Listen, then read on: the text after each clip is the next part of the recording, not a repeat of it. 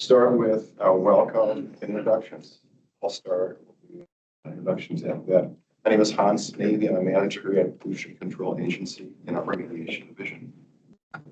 Work it out that this Karen and the resiliency.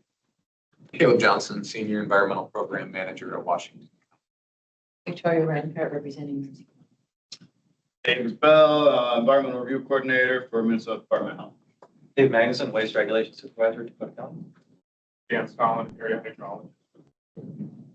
Melanie McMahon, Deputy Director of the Department of Planning and Economic Development, City of St. Paul.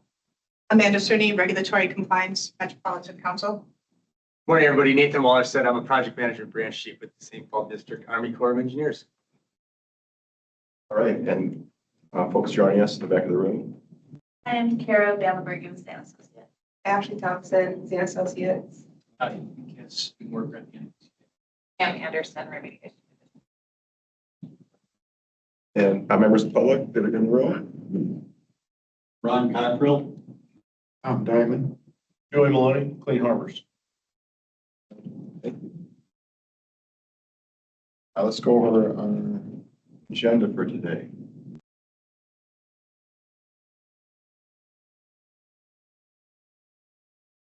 This is the plan for today. Welcome introductions. We just did that. We'll talk about plan for remaining meetings, update on stakeholder conversations, and then we'll have a task force report. I'm hoping to hear what's important to each of you and what your prioritization looks like, where you are. This is each of your organizations. Right. That we'll talk about funding options. This will be a discussion that gets us to the funding plan. Really three plans we'll need at the end. Remediation, three recommendations we'll need at the end. Remediation recommendations, restoration recommendations, funding recommendations. This is the third piece we're talking about. Then we'll do public comment and task force discussion. And that is our time today. All right, let's keep going. Plan for remaining meetings. One plan was today we were going to bring to you a visualization of what some of the different options look like. I apologize in saying it's the thing we don't have. It's the thing we probably won't have. We put some effort into seeing if we can do that. There's really three limitations we're coming up against. One is some timeline limitations. More significantly is contracting limitations with the timeline we have. We can do some things with our contracts, not other things. That can be resolved, but you need much more time to resolve that. Perhaps the third biggest thing is to do a meaningful visualization, you need details. Now we're into the detailed space. And we're mostly at the conceptual space. So to go from the conceptual to the detail is a lot of assumptions. I think if I have something to present to you, I'd be saying two things. I'd be saying, this is what we think it would look like. I would also be saying, this is nothing what it'll probably look like, because there's so much detail that has yet to be figured out. So sorry about that, but that's the reality of where we are. Okay, plan for remaining meetings. The short version here is there aren't that many remaining meetings. We've got zero of significance to move through. Plan for today, funding options, do the task force report out, ranking, restoration, remediation, what's important to you. October meeting, we're looking at finalizing to the again, remediation restoration recommendations and coming to a draft funding plan. In December, we're very close to the end. Begin reviewing report recommendations and continue working on the funding plan. We have one bonus meeting scheduled in January. This is to review and go over anything in the final report before it's turned in February 2026. I vote January 26. 26, all right. January 25 is actually January 26. Yeah, that's good. Great. Let's keep going. Update on stakeholder conversations. Next slide. So the picture here is the PigsEye Islands. And the story here is the islands were constructed, great project. And then wildlife became interested in the islands, as I suppose is expected. And then things happened after that. Humans became interested in what the wildlife were doing. There's principally two voices here. One is a U.S. Fish and Wildlife federal voice, important federal voice. This is a wonderful and awesome thing. This is really working. This is expansion of habitat, expansion of the bird population. There's another also very important federal voice. That's the voice of FAA, working with USDA and the Metropolitan Airports Commission. They have a very different perspective on this, as they should, given their mission. Aviation security, aviation safety. This is very near the St. Paul Airport. So they have different kinds of comments about that. We met with both these groups. The things I want to highlight today are primarily the things very important things we heard from FAA and USDA, who supports them, and also the Metropolitan Airports Commission. There's really three concerns, and they're concerns of significance. One is this, increase in wildlife populations around the airport. That's one thing. Two is a construction project in the flight path, which is what would be happening. Some kind of construction project. We're figuring out, is this a big project or a little project? What is the time frame that there'd be construction in the flight path? That is obviously and understandably a great concern. The second thing is, would there be any change in topography? And at least one of these options has a very meaningful, significant change in topography. That would also be a concern. So all these things, they're important that the task force is aware of. We've talked with them. I'm hearing from our engineering team, these are things that we think can be worked out when we get to the details of planning, design. It's so that's the important stakeholder conversations. We meet with U.S. Fish and Wildlife once. We've had 2 meetings with FAA. Any questions, discussion, anything to add? I just, when the islands were, this was all through the federal government, and the islands to make sure that you got the wildlife and fish and everything back into PigsEye Lake. So, I mean, this is done, right? Yeah, this project is. Okay, so the FAA is now having a problem with this? I guess I'm kind of trying to understand how they weren't involved in the first place. Oh, I can start to answer that. They were involved. We had to coordinate with them, right, as part of the federal project. So, I mean, we talked with them. Ultimately, they did agree that the program could move forward in the end, right? What's interesting is, like, the habitat here is going to change a little bit over time, right? I mean, this has got some birds on a sand island. Those islands aren't going to be sand forever, right? You're going to start to grow willows, trees. You're going to see different types of habitat animals there. The long-term plan for those islands isn't necessarily to attract birds. That wasn't like the driving factor of the project, right? And that was part of why FAA was, I think, more amenable to the project. But certainly in these conditions that we're not at the end, right? You're seeing a bunch of shorebirds, right? That probably won't necessarily be there forever, but right now this is the type of habitat that they enjoy.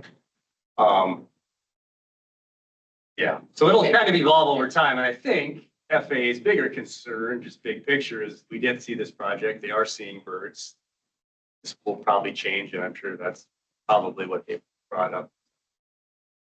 Hans, could you elaborate a little bit more on their concerns, just like that? Why the safety issues about the structure, just kind of some of their regulations a little bit? Yeah. I'm not deeply familiar with the regulations. I think we've talked about, like, in general, 3 categories of concern. One is thing you're all familiar with, birds and aircraft, not a good thing when they're together. Yes. 2 is on the construction, saying any construction, and this is true, any construction you do, wildlife will likely be interested to some degree. So this is also another reason why if we open up a landfill, will birds be attracted?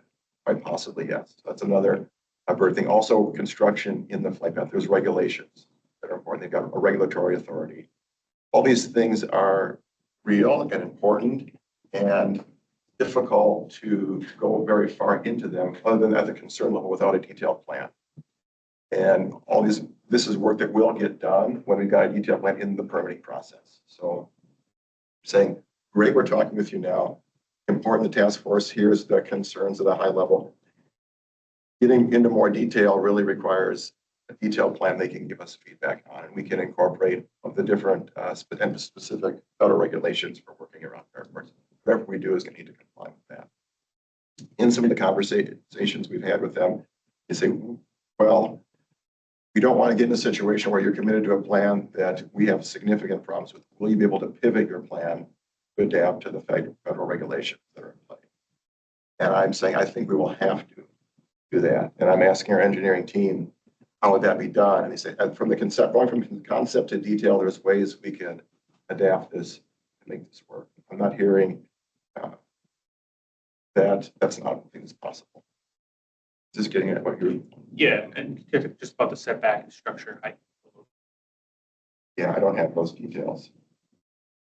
The issue is, if we were to do, for instance, a big end line on site, we have a structure that is 10, 20 stories, that would have to match with the requirements through FAA and setbacks of height of certain structures and how it poses interaction with the runway. And so that is something that we'll have to be very conscious about, but as Hans mentioned, that is something also that can be. If I recall, you've talked to the engineer, there's nothing that right now that we see that says, no, this is already off the table. It's something that has to be built around. Please correct me if I Yeah, that's what I'm hearing from our team. Concerns, but nothing that's a deal breaker for any of the options we're considering, just more details around whatever. Sounds like any of the, or at least the two larger options, like the construction, something to still work out with that as well. I think all of them. All of them. Sure, so I think all this. And you touched on it a little bit, but just, they are one of the entities involved in the permitting or site plan review and all of that process, right? Okay. Well, Fish and Wildlife Service, I say anything specific, supportive, not supportive, I mean, it's. Yeah, when we talked with them, they were talking about how there is in the vicinity, this is a bird flight path, there's a heron rookery. We talked with them about, I don't have, what does it look like when you work around airports? And they told us about this, it's the thing we need to negotiate, is the birds aren't probably going away. And the concerns of FAA are real and very important. And so it's sort of a negotiation to work together to find something. Yeah, it's mostly what we heard from them. How much is the risk right now? Yeah. Is it, I mean, that's first off, I'd start with how much is the risk right now? And their concern is you're increasing the risk. We're gonna get to the real quick here to the public piece, but we'll keep to the task force. Oh, I'm sorry. Yeah, no, that's okay. Okay, I was just gonna ask about any mention of threatened or endangered species and how that would impact remediation on the site. What would we find if we did a threatened and endangered species survey? I wish I was an expert in this area and I had familiarity about what's there now. I don't. This is a good question for a DNR person, U.S. Fish and Wildlife person. It is an important thing that would need to be attended to.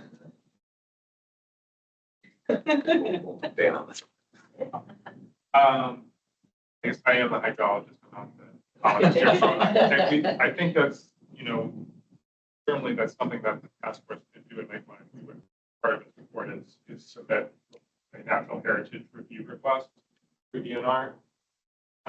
Just to get an idea of what some of those potential concerns might be. As a recommendation. That's my recommendation. Thank you for that.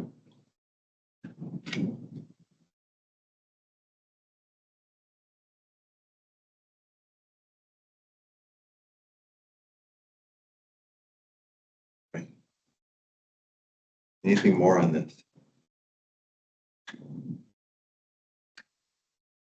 I guess briefly on the dig in line option with the details, do we know if it's needing to be shorter or like how exactly that structure would have to be altered to fit with the FAA's setback rules?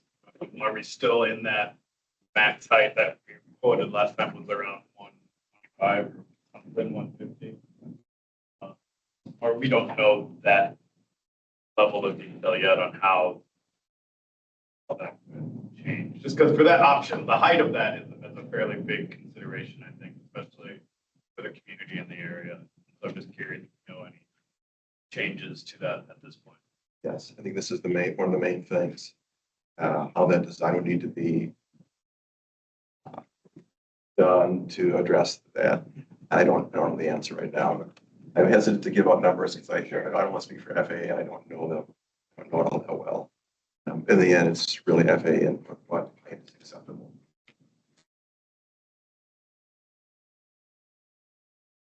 It's a good question.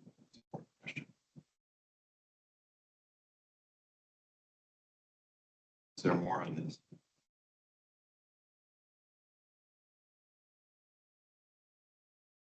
Okay. Let's keep going.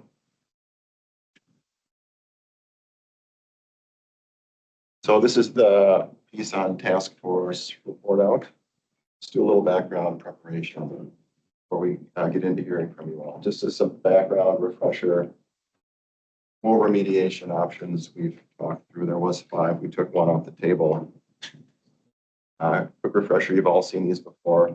Targeted waste relocation filter. Move a small amount of waste to create a greater separation between where the waste is and where the water is. We put it in a filtering material in a way that is as best we can to get leachate to flow through the filter material and capture contaminants in the best way that we can. We've got that in place. Now, in some places, the landfill, we would do more of it. We would need a much better filtering material to make this work. Option 2 is new cover. I would say new cover only are good words on this. We would put a new impermeable cover on top of the landfill and do grading so it would be more consistent with what is required for a closed landfill in terms of breathing and slope. We have new polymer habitat in the cover. Important to note there's no bottom liner. Whatever leachate is coming out the bottom would still be coming out the bottom. This is only to work on the cover. Dig and haul, no backfill. Sometimes we call this new PigsEye Lake or expanding the existing PigsEye Lake. All the waste would be hauled away to a permanent facility. We would not backfill. It would revert to wetland and increase habitat. And the dig and line option, also we're calling it new PigsEye landfill. We would excavate all the waste and build a new modern landfill on the property with all the modern landfill systems you would expect. These are the 4 options we've narrowed to at this point. Next slide. And also restoration is important. We've talked about different categories of restoration, things that could be done, harmonizing with what the remediation option is.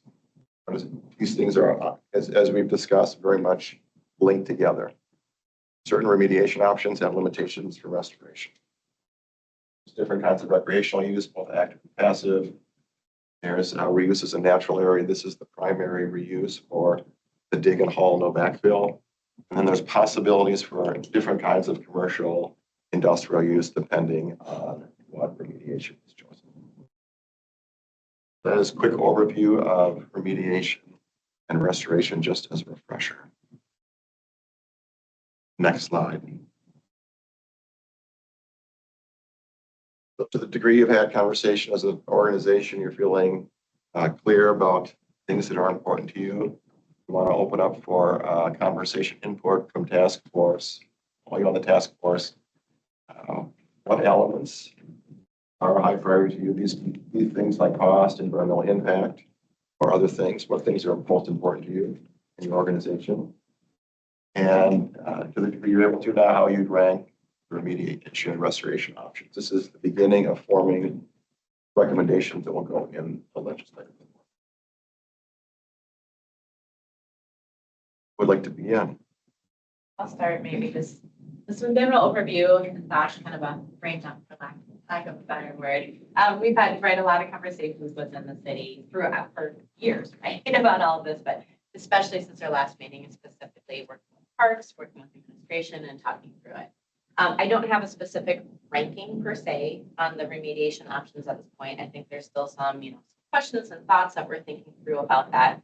Things that are important to us is really looking at some of just the practicality of it in terms of who is able to fund it, what are the funding sources available, what is that cost, what is the practical impact. I know our task force has had a lot of discussion about, on the one hand, it'd be great, just remove it all, but what are the actual consequences of that exactly?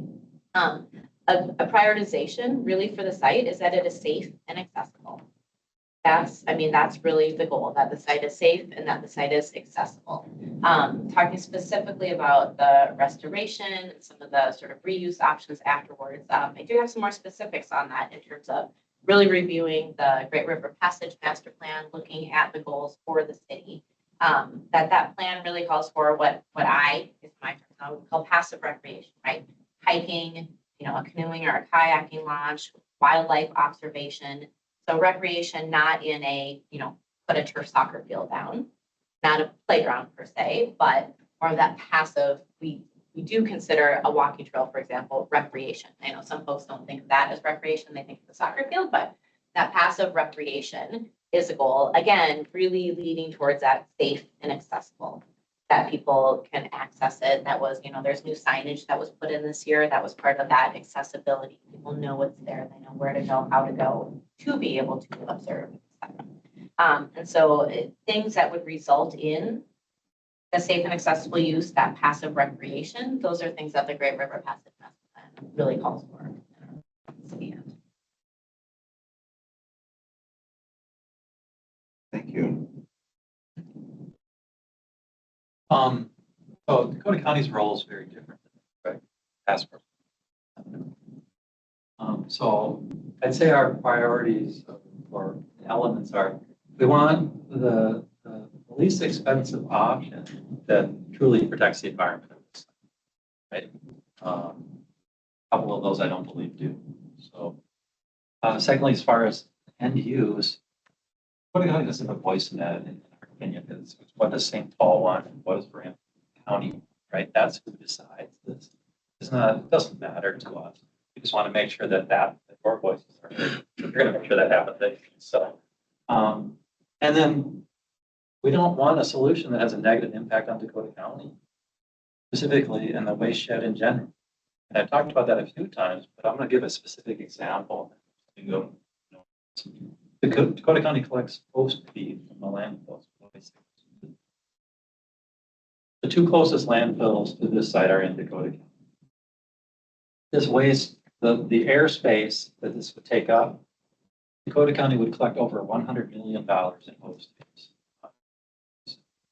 So either that, the state of Minnesota picks up that host fee, which I really doubt they'd be interested in. That if that goes away, Dakota County loses $100 million in revenue. Or if the state pays for it, the cost just went up $100 million, right? That's what I'm talking. I'm not talking about a few dollars. Cities also collect host fees from these landfills. They're not quite as much as the county collects, but they're still involved. Significant amount. The waste shed in general, if this waste were to move off site, it would take up airspace that's currently permanent or future permanent space that would just disappear. So in the future, waste would have to travel farther. We're not, despite some of the plans here, we're not going to go to zero waste anytime.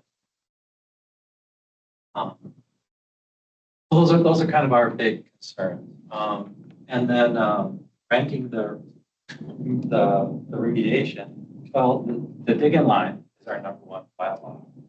Right? I mean, that's environmentally protected, keeps the way, it doesn't have the negative impact of Dakota County inflation. I have a second, it's very low, and it's only if there just isn't this, we're talking a lot of money, over $500 million. So if that money just isn't available, right? The new line, the new cap, right? Where we regrade the landfill, we put a cap on it, stops the infiltration of rainwater, right? So you still have the water from the bottom, up and down, up and down, up and down. After 50 years, is that really extracting a lot more? I don't know. And we can't know without capping it, waiting 10 years and seeing if that does, we don't know, but that would be our second. The other two are off the table for Dakota. They're not things that we would rank. They can haul or the filtration. I don't think that's going to work. It was very clear. Thank you. I thought you said, okay, so Which is the one that Dakota County prefers? The I thought dig in line, Pig in line. Okay. Bay State's on site.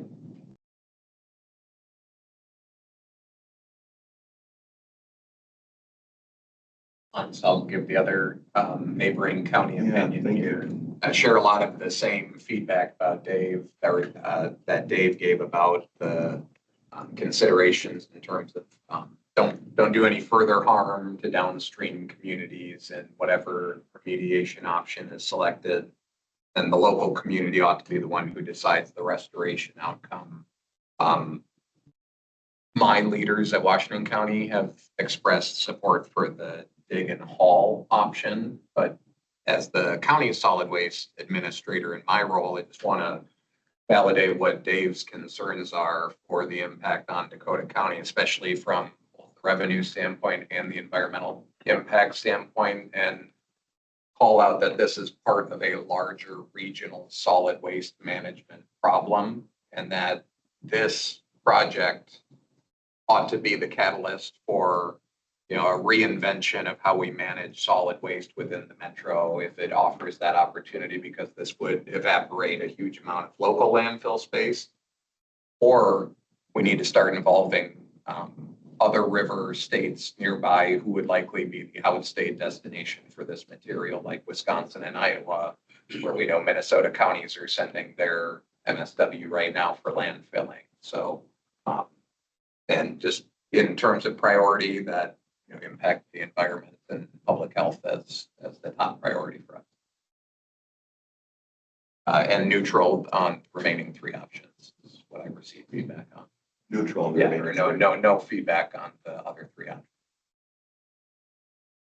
So Ramsey County, I did have discussions with the chair of the county board and the two commissioners. Not that I can't go to a fourth, not that I would need to anyway. But the two commissioners that are in that area is one from District 7, Bill Miller, and the other from District 6 is my Chong Shop. And so to kind of lay things out, I did mention that the dig and haul and backfill was off the table. And so, I tried to go through every part of this as much as I could, and trying to condense 2 years of discussion into a very short thing is very difficult. But one of the things that I would echo Melanie's comment about accessibility, about safety, and what the passive uses are and how that would work. I want to reiterate, I know that when we look up here and the cost is always first, and that is not the way we're looking at it.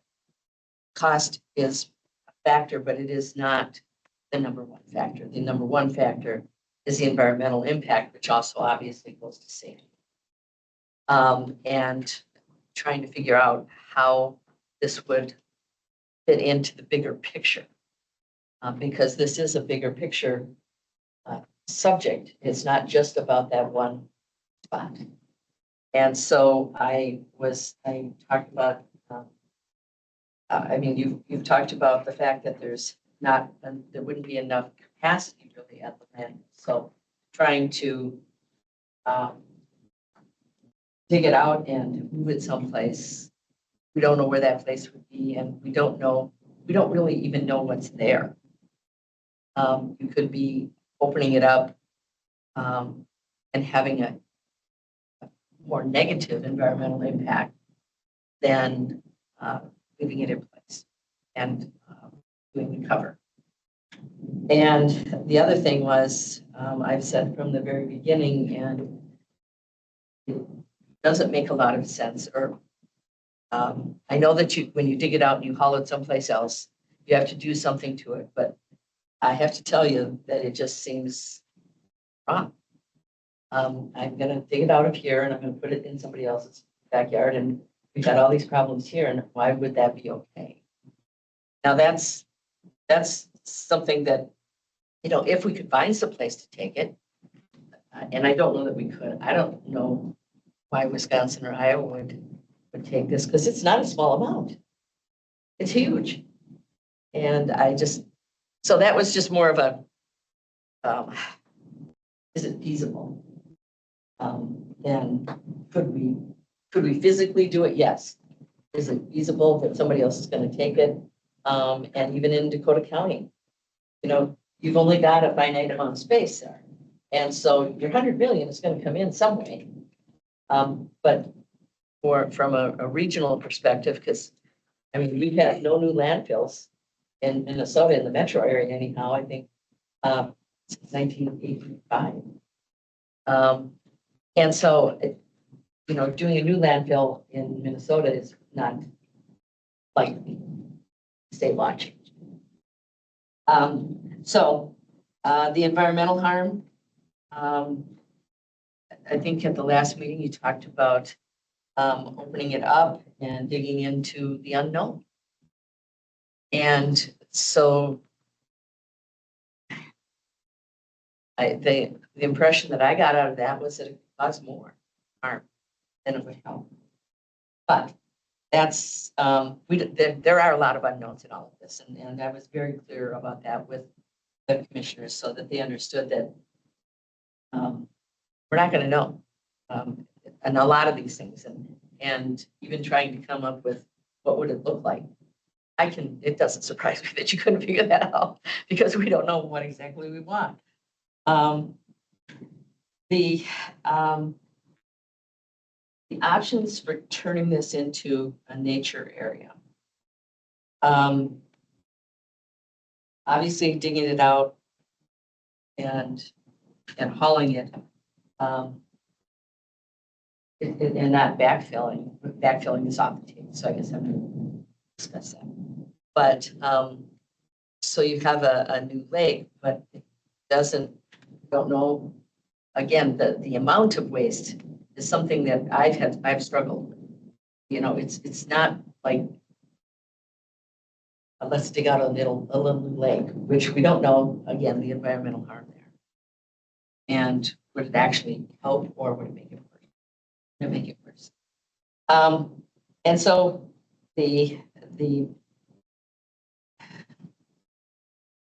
again, the costs, because it has to be considered. From day one in the meeting with Congresswoman McCollum and the state officials where we came up with the idea of the task force, we talked about the fact that if we look at this as it has been looked at in the past and expect that the city of St. Paul is going to pick up all this cost, nothing's going to happen because it doesn't make any sense that we all recognize that this is a shared cost, but the federal government has to have a big role.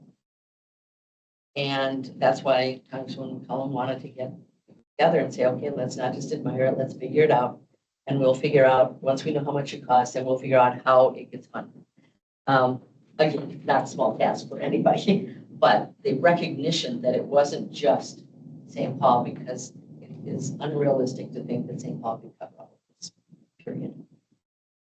So the cost is part of the equation, but in the end, we want to be able to have the nature area. We don't know what's in there. We know that, and after 50 years, I hadn't heard about that. It makes sense to try to figure out what else is happening there. But the environmental and the nature area of things was something that was really important. And the line, leave it in place and line it. I tried to explain what that would look like. I couldn't remember if it was a 3 or 5% grade, but I know it was one of those two, I think. And for me, because you were talking about the things that you could do, which was pretty open, the way I thought it was explained. You could do trails, you could do a number of different things there. And so that was kind of where and as I said to them, I said, we're trying to narrow down, but it doesn't mean that there wouldn't be other ideas that could add to something, to any one of these options. so that we can say, well, we like this, but, you know, can we do that? So I hope that that helps, because the environmental aspects of this, we can't, it just, we don't know. And I personally, and in talking to the commissioners, felt that it would be, we could cause more environmental harm. And if I'm wrong on that, but that's what I got from the discussions in the past, that because we don't know. And the fact that you also, I did point out that there were, you know, a lot of information has been given to us. And where there aren't any of these that you can't point to someplace else and say, how did it work? And so I said that, you know, whatever option is chosen, there's a way that you can probably go to someplace else and say, this is how it worked. And primarily that was looking at when they did the new cover or new top liner, whatever you call it. The one place that did it wrong because then the ones that did it right, you learn from all kinds of things, and they had to fix that anyway. But the nature area is what we want, and I think that's, to me and to the commissioners, still open for discussion, obviously. But the fact that you could have a full nature area there, and I still have to see what that grade looks like, but a 3 to 5% grade, that just doesn't seem like it's huge.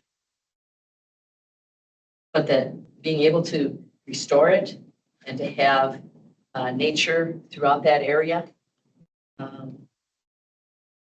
that people can actually have access to and use, rather than just look at, and knowing what you don't know and acknowledging that seems to make a lot of sense. So that's where they're at. Thank you. I can go next, just rotate this way. So Department of Health, obviously, public health protection are number one. That's safe and accessible. That seems to be just reiterating what everyone else is saying. I think ultimately, from the public health standpoint, and unless you're removing or containing everything, right, it's always a less than adequate solution for public health. Looking at it from that lens, you know, the dig in line and the dig in hall kind of rise up just from that standpoint, right? Anything that we can do that eliminate or severely reduce any kind of exposure potential to the hazardous chemicals. You know, something along the line that we haven't talked much about in this is the fish consumption exposure pathway, right? And that leads to water quality and everything in that area. So another reason why just removing or fully containing in order to eliminate that is another source. Any chemicals that are there that can biomagnify up the chain is one that the health has concerned with. For the restoration options, you know, we really hope that it is something that the community is behind and wants there as well. And from those conversations and the stakeholder engagement that the task force has done, we would lean towards those passive recreation or natural area options as well. This is all of that conceptual level, right? And so there are a lot of details with all of these that could sway us, you know, into which one ultimately might be the better option. Concerns as well on opening up and making it worse. You know, I think that we'll fit every way to control and do that in a stepwise manner that help, but we don't know everything that's in there. So that was some concern and questions as well is, how much of an understanding do we have to contamination showing up as a result of the differences between infiltration or water table rising, how saturated has all the contaminant been at this point. I guess we don't have data to already show if it's been, how much it's been dropping site-wise. There's certainly, I know a lot of the monitoring done in the early 2000s and that kind of thing. Have that data, but it's with the water sediments. But anyways, so as far as then ranking those options, cost again, it's not our number one, but it's certainly something within the feasibility of any of these. The digging line and digging hole, almost a 1A, 1B type thing.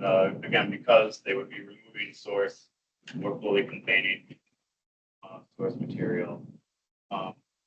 Again, the cost estimate on those are very high. It could be higher than what you have up there as well, and a lot of unknowns. Kind of figure out these details.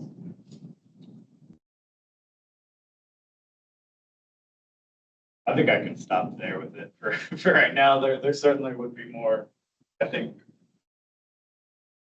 as much as we can learn about what's there contaminant wise and where it is, how much flow of contamination would be helpful as well. And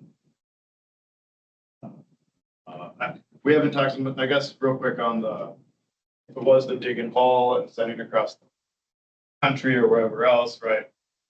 Public health concern there on the transport itself, making sure, even from wherever, from site to wherever rail loadout yard, one pathway, as well as then wherever, assuming it's by rail, that goes in the distance traveled is going to magnify. Concern on how that's handled. Digging line has a long timeline with it as well. I guess we didn't bring that up, right? I mean, it eventually is be contained, but it's going to be one of the longer options to doing something. So those are some of the back and forths that we've had. Of trying to pick these is not an easy job.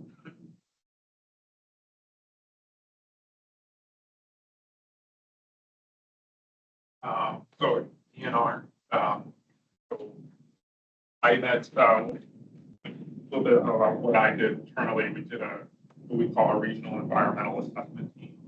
We did our regional management from our various divisions. We have fish and wildlife, trails, we have our ecological water resources. And so management from all those different divisions getting together, talking about this issue. So the outcome of that discussion was as far as use, ties that here, which is passive recreation, is probably the most safe and reasonable option for the site. As far as cleanup goes, dig and haul. And I'll go, maybe I should start back with our priorities. We're looking at primarily from the DNR's perspective, surface water and groundwater protection, protection of fish and wildlife. And so that's where we're looking at some of the resources like Battle Creek, like PigsEye Lake, like the Mississippi River, the Heron Rookery nearby, and looking at what's going to be most protective for those resources. That's what's kind of guiding folks' thinking.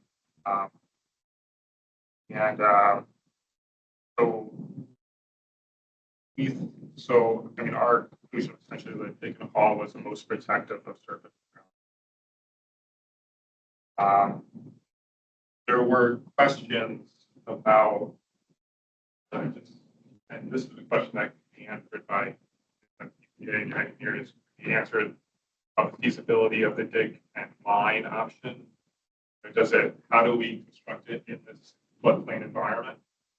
And will this new modern landfill, how do we construct it? And will it be, will we solve the problem of separating the waste from water with this new modern landfill?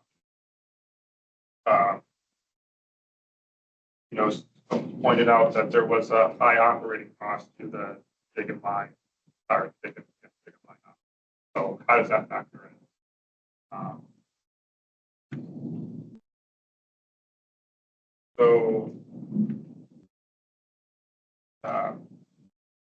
Some other questions that came up.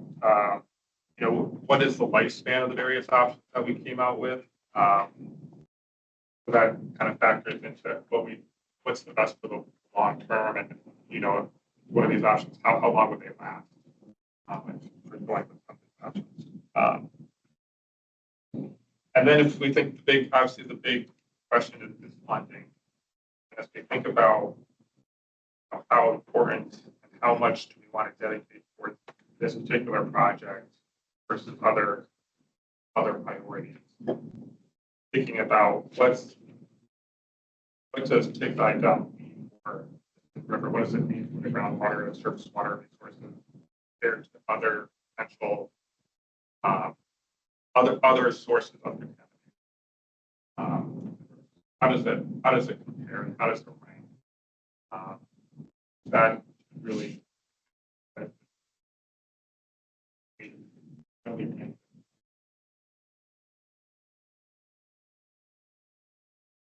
Does it fit into other projects? how does it, are there other priorities? How does it fit with other priorities that we may have? Deal with sources of contamination, sources of PFAS contamination in this area.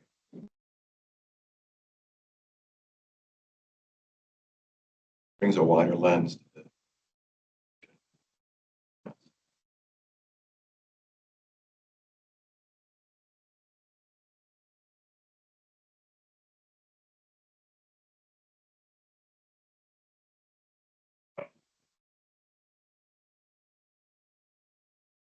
I think we were just one thought about the new cover option. We were trying to just put it sounded like from what I heard that there was a lot of fill to be placed on top of the waste there. And does that limit our future options by putting that fill on top of the existing waste? So that's why that kind of comes to the bottom of our priority. good implementability questions. Back to the task force.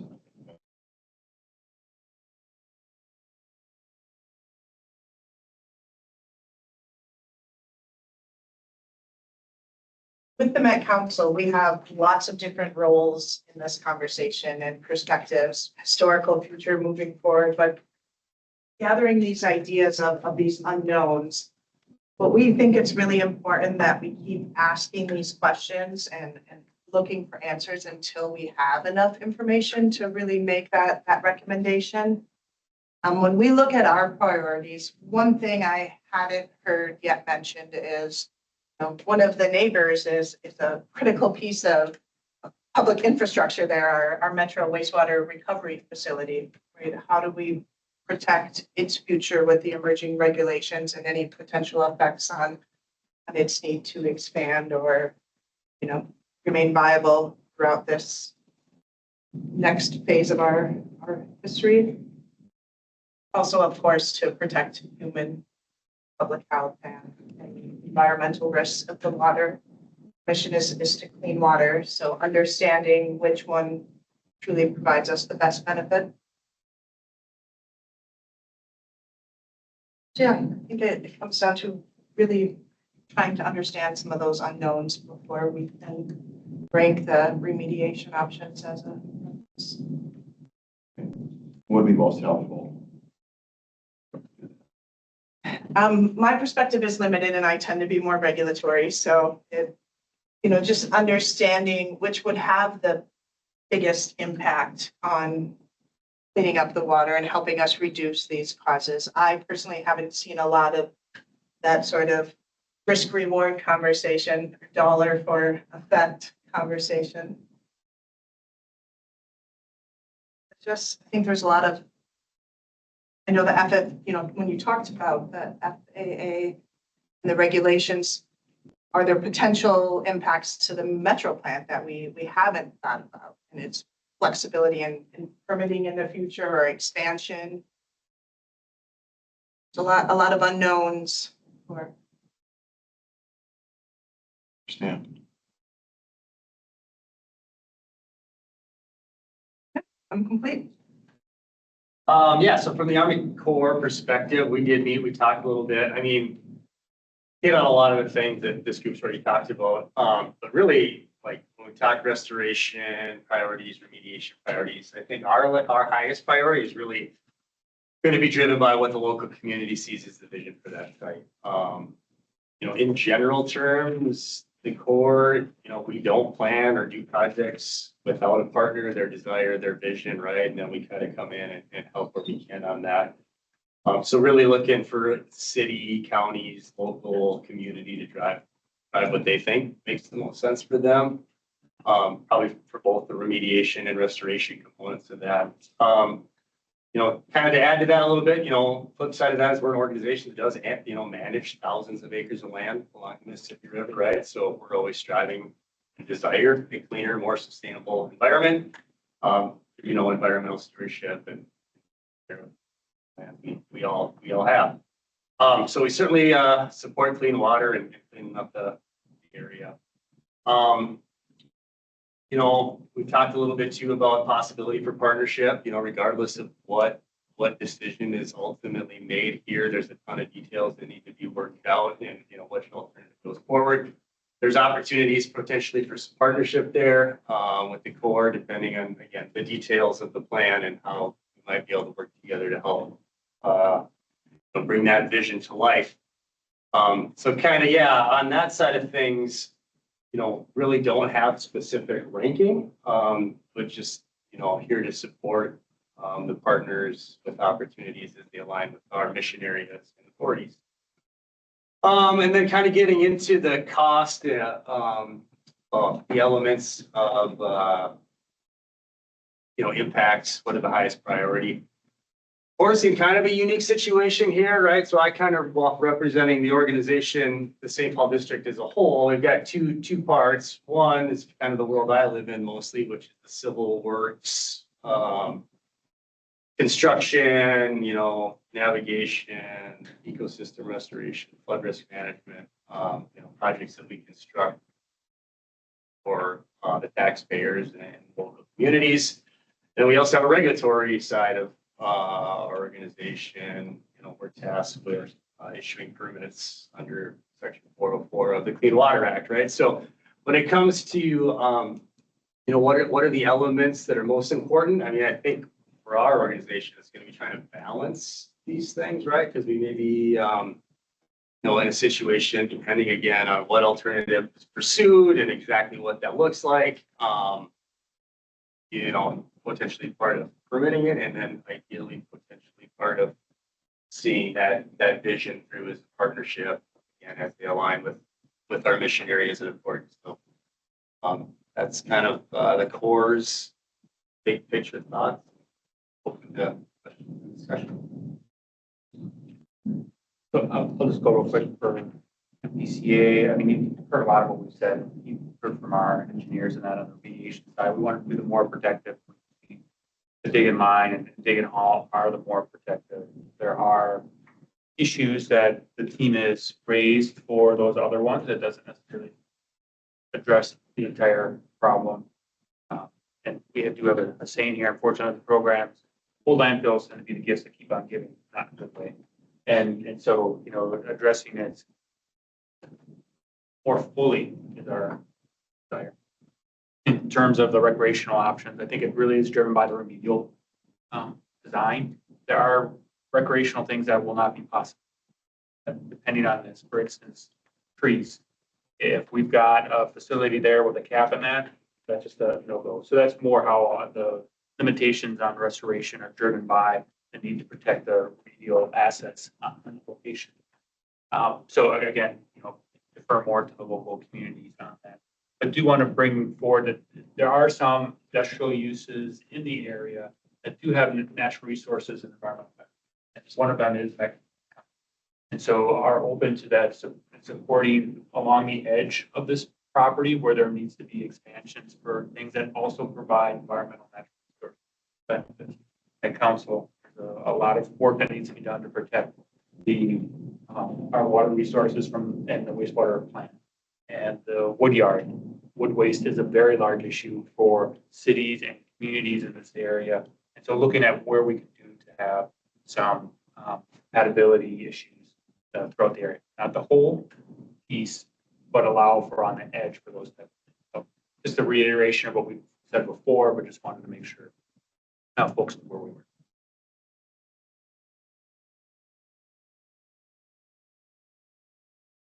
So a lot of people brought this stuff up as they were talking, but I just want to make sure that when we're assessing these options, we're actually looking at the impacts outside just this site. In line digging home, 2 options. We've got several million yards of waste that's in the water. Actually in the water. We dig it up, we're going to be digging out of the water. But you can't just put that in a truck and drive it to another landfill. Because now where's all that water? First of all, MPCA doesn't allow landfill to accept waste that has free. Pretty much, like across the whole country. So it's going to have to be dry, or at least not dry to the touch, but so you can't bring any water.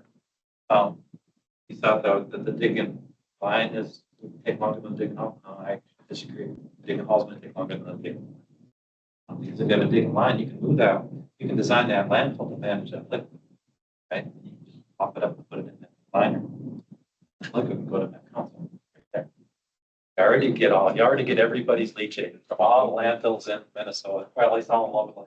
You already get it, you treat it, seem to be all managed that. So I just want to make sure that all of that stuff's considered, right? And that you can't just have a rail car there and pick it up, put it in there and drive it on.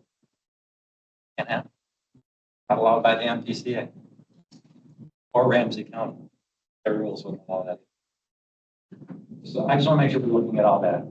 Focus on this side. I know that's what we're here for, but the impact is much more. As to the timeline, I mean, when the options were up there, that one had the longest out there. And I think part of unknown to that timeline is the regulatory process that would have to happen before you would even be able to start building and figuring out all the stuff with FAA. And so there's a lot of unknowns to that timeline still that I think could take it out. Certainly the dig and haul is not a quick thing either, by any means. So, yeah, like I said, there was a lot of the details that we're not going to be able to hash out in the task force that I think were worth bringing up and mentioning as we can in the report as well of what we've been considering. But we need to try to come at it at that conceptual level, I guess, And we need figure to, things out. So this is tricky. we just need to contain it. We can't make it worse. While we're doing this. And that's going back, that's the exact reason that we're going, okay. We really have to look at those environmental impacts. And concern is making it worse. And we could, if depending on what we do and or move it to someplace else. That's a hard one. There's a And lot. wondering where we go. Yeah. There's a lot to unpack. There's no such place as a way to throw it to. And especially something that is contaminated, wet, and how you would deal with that. And we have to think about those things because what seems easy to deal with the problem there would make it worse. So we've got to look at those things and take them into consideration. Again, everybody knows that we have to look at the cost. But the cost in dollars for today versus tomorrow and into the future, which are totally unknown, because again, we don't know what's in there. Or how much is leaching at this point or whatever. That's the environmental impact, which gets to safety and public health and everything else. It's not, there's no easy answer here at all. But moving the problem that we don't really even know what it is, we'd have to have a lot more information. Understand.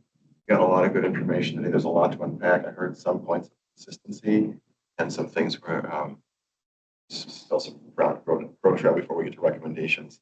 Trying to keep us on task. I think it was important we invested this time.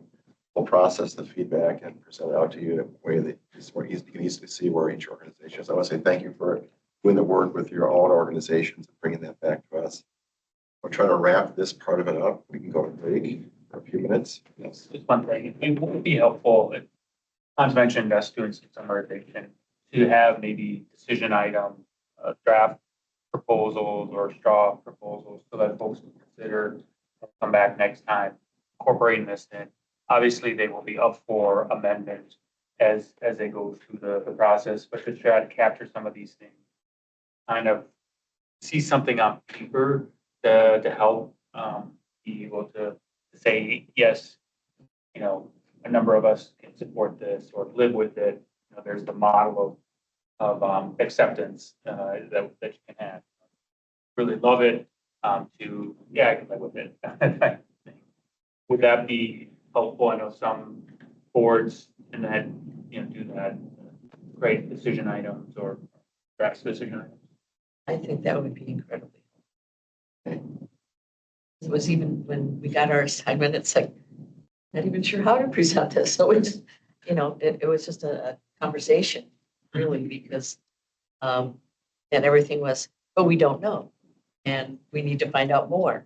And so having something that gives us that as a concept anyhow, would be really helpful, I think, to and how understand. And again, looking at what we don't know, I think is going to be important with each of these, especially from an environmental standpoint. And kind of looking to the future. What are the potential impacts in the future? And who are they, would be impacted?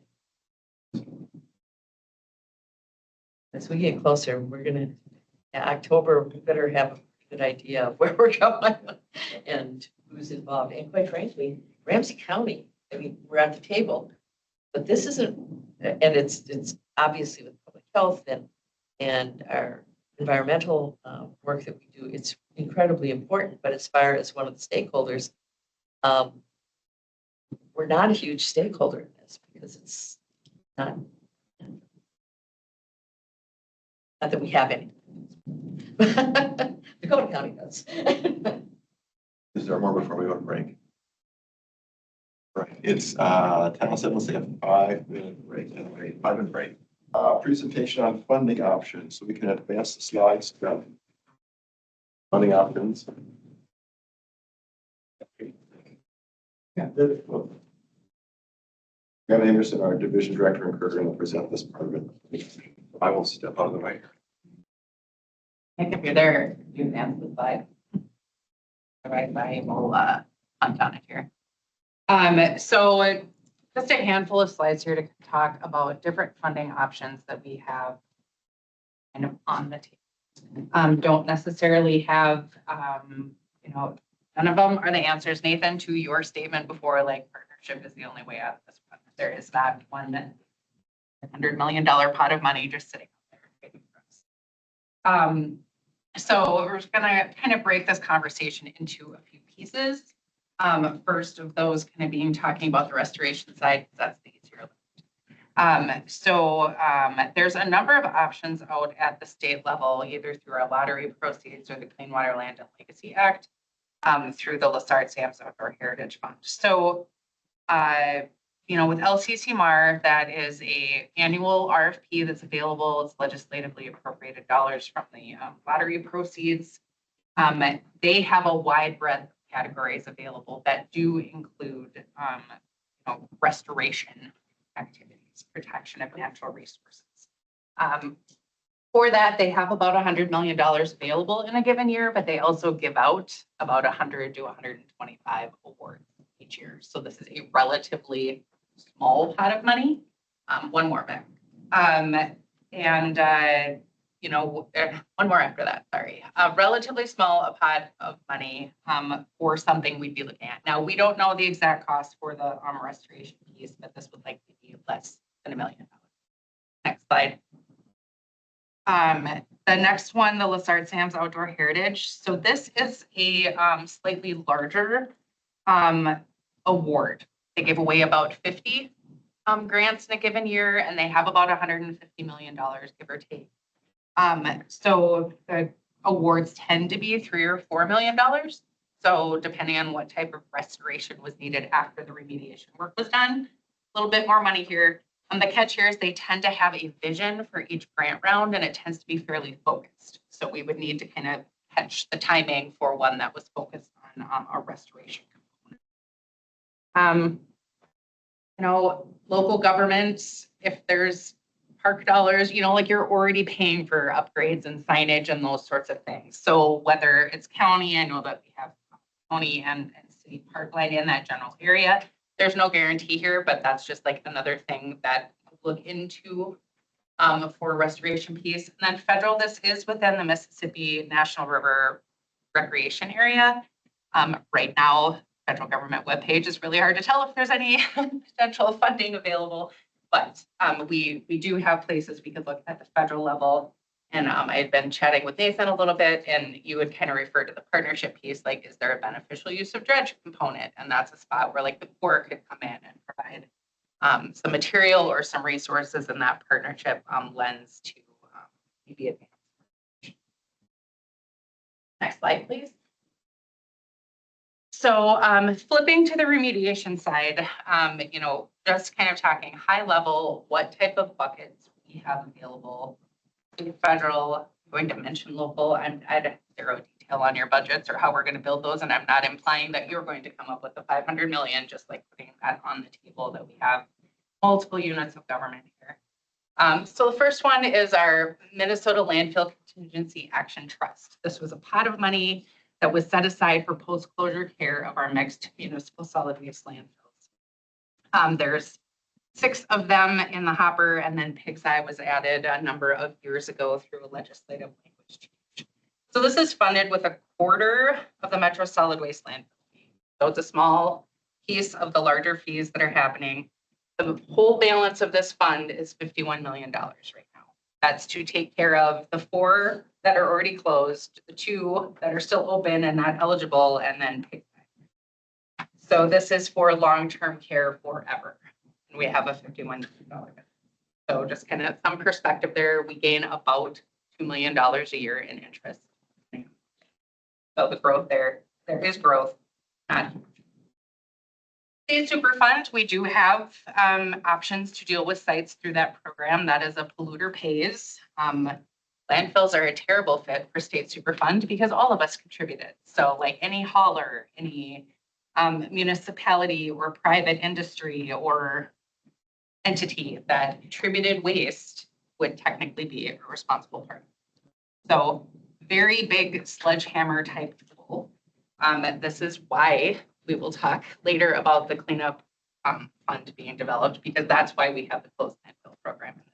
Because landfills are not a good fit for Superfund. If we take on a site, if there's not a responsible party available, the state takes on those sites, and then we really have to rely on bonding in order to be able to fund. Our operating budget for the entire remediation division, which includes petroleum cleanup and haz waste cleanup and the landfills, is 11 million. Like that, I don't have enough money within our operating budget to deal with that through Superfund.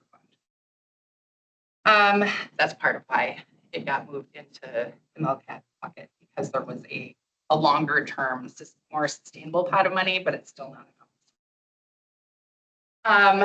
Brownfield funding, both at the state and the federal level, there are varying levels of grants that are for cleanup. In the state, it's a relatively smaller pot of money, like 4 million for a whole grant round. Generally, you can't have an associated responsible party as a part of that process and still be eligible. The cleanup fund that I mentioned before, so our closed landfill program was created in 1994. The funding mechanism kind of came along in 1999. That was largely from the insurance companies that those permitted landfills that moved into the closed landfill program, we could go after the insurance companies and recoup costs. So this is a long-term investment fund for the Cliff Fund. We have $159 million there. This is meant for the long-term care, operation and maintenance of 114 landfills that are eligible. And when we project out our 30-year costs, it's nowhere near close to what we're going to need to keep those landfills going. So one of the things here was those were permitted facilities. You know, one idea is creation of a dump cleanup fund. These are unpermitted facilities, similar to what PigsEye is. We relied on insurance company. Windfall is not the right word, but nothing else is coming to mind at the moment. Like the settlement from the insurance company is to be the seed money for the Cliff Fund. I don't know what that would be here, but that is like akin to what we have done with our other landfills and permitted landfills in the state. Next slide.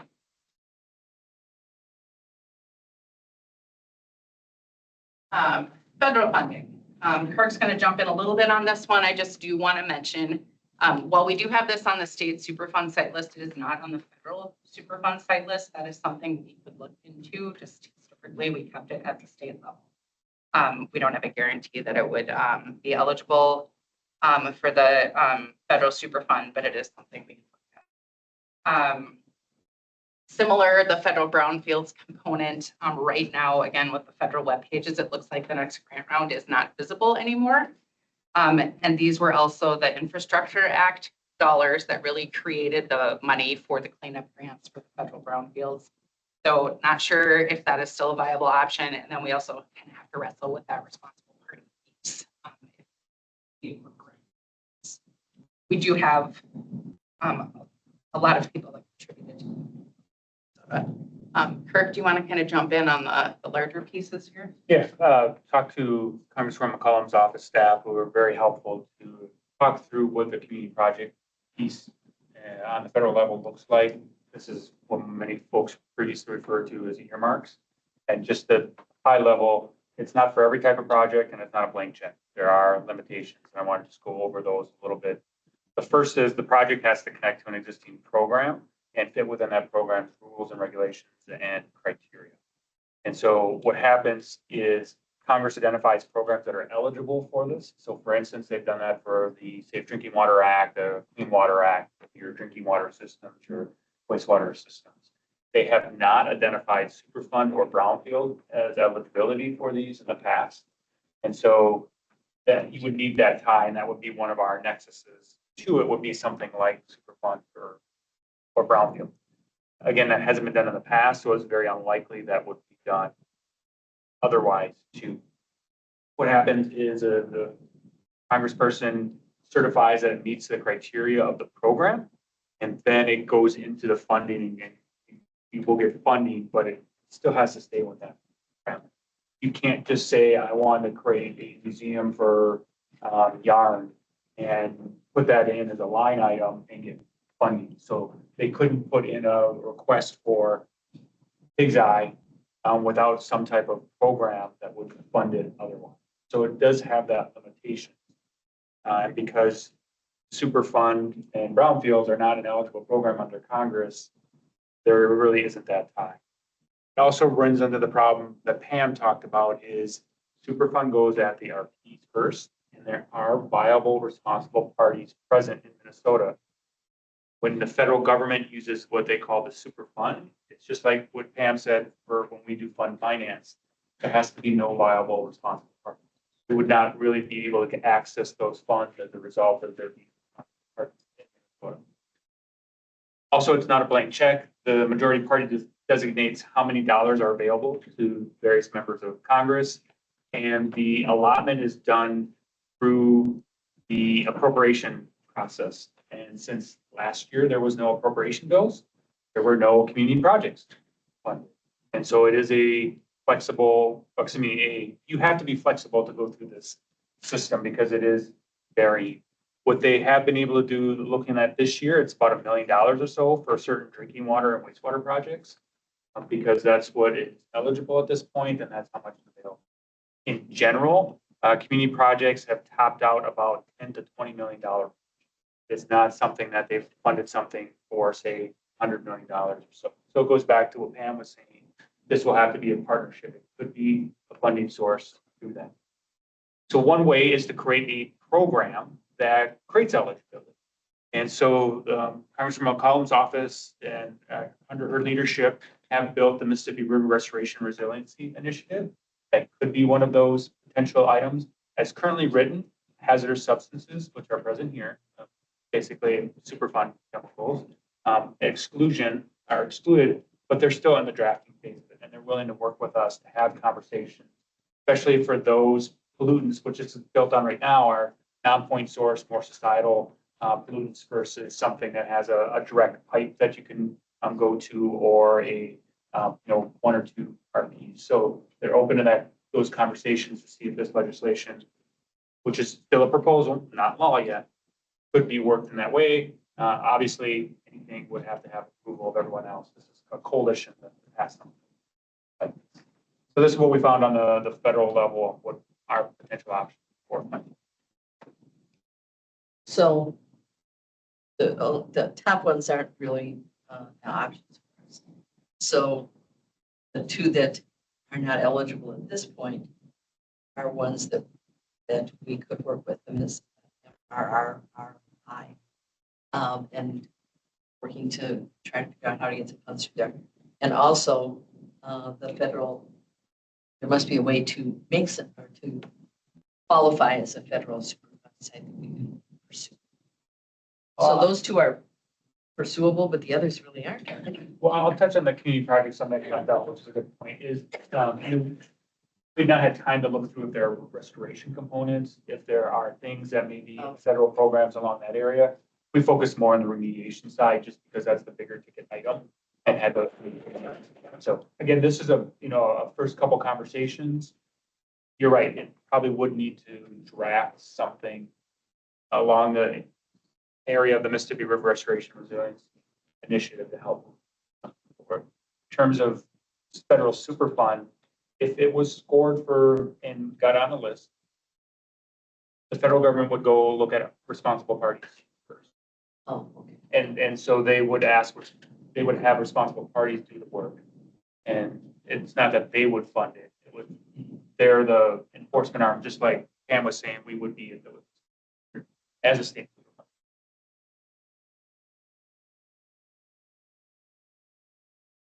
Which primarily would mean St. Paul. Any hauler, any company that distributed waste there, anybody who contracted to put waste there.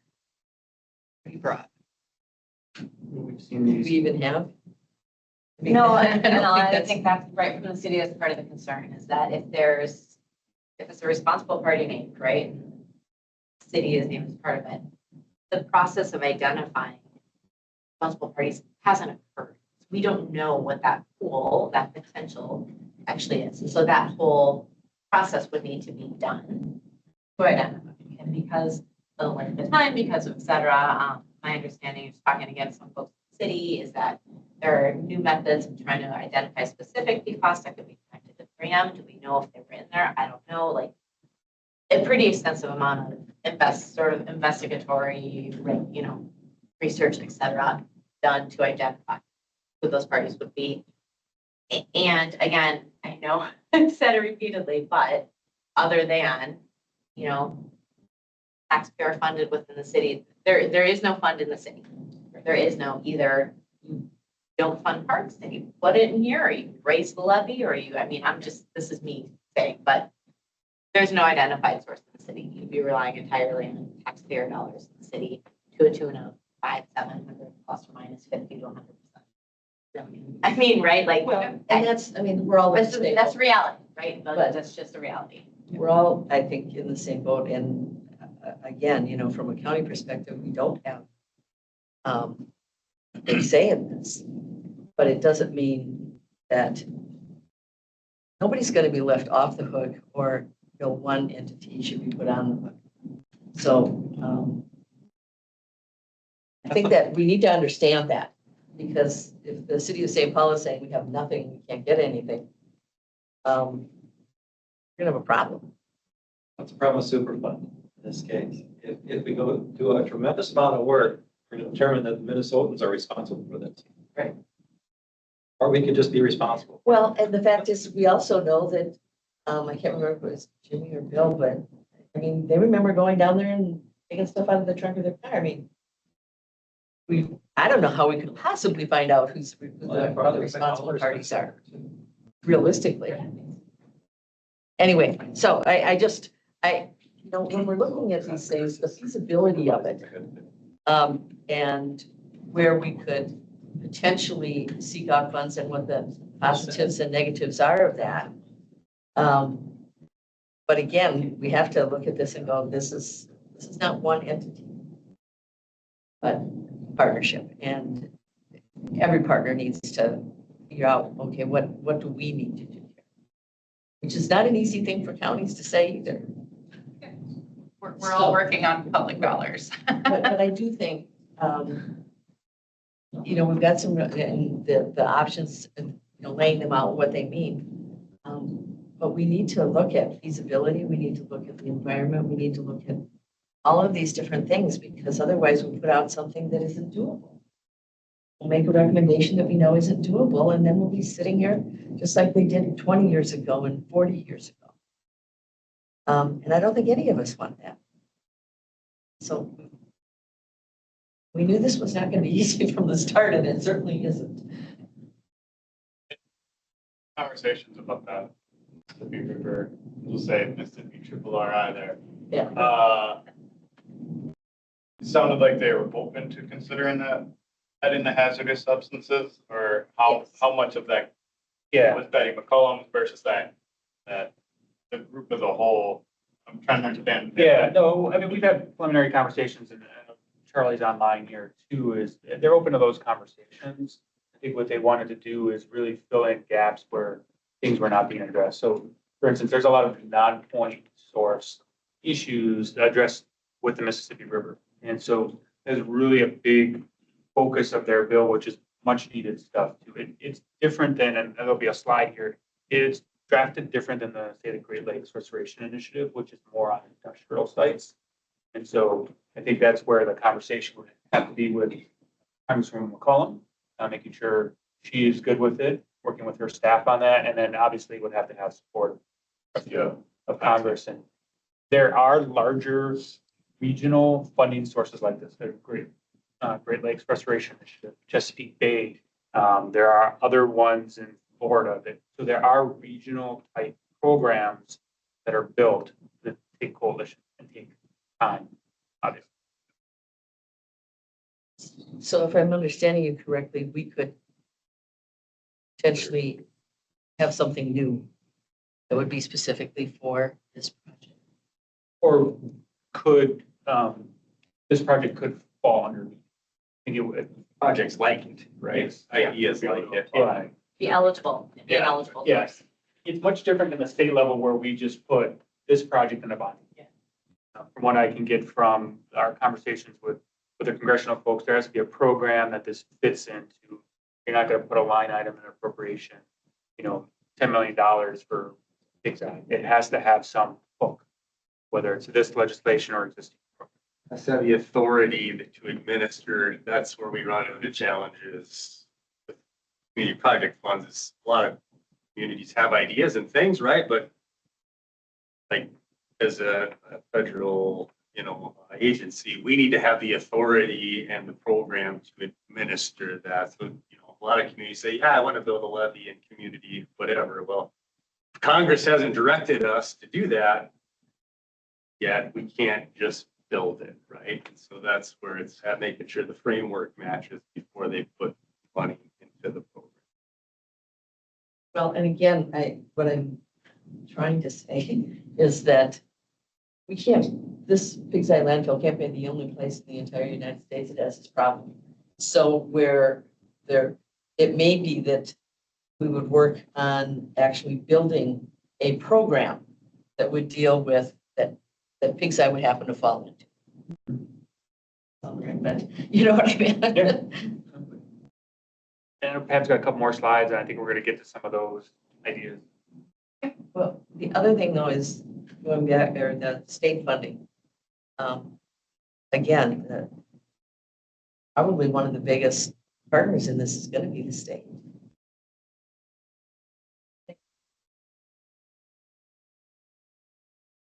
Okay.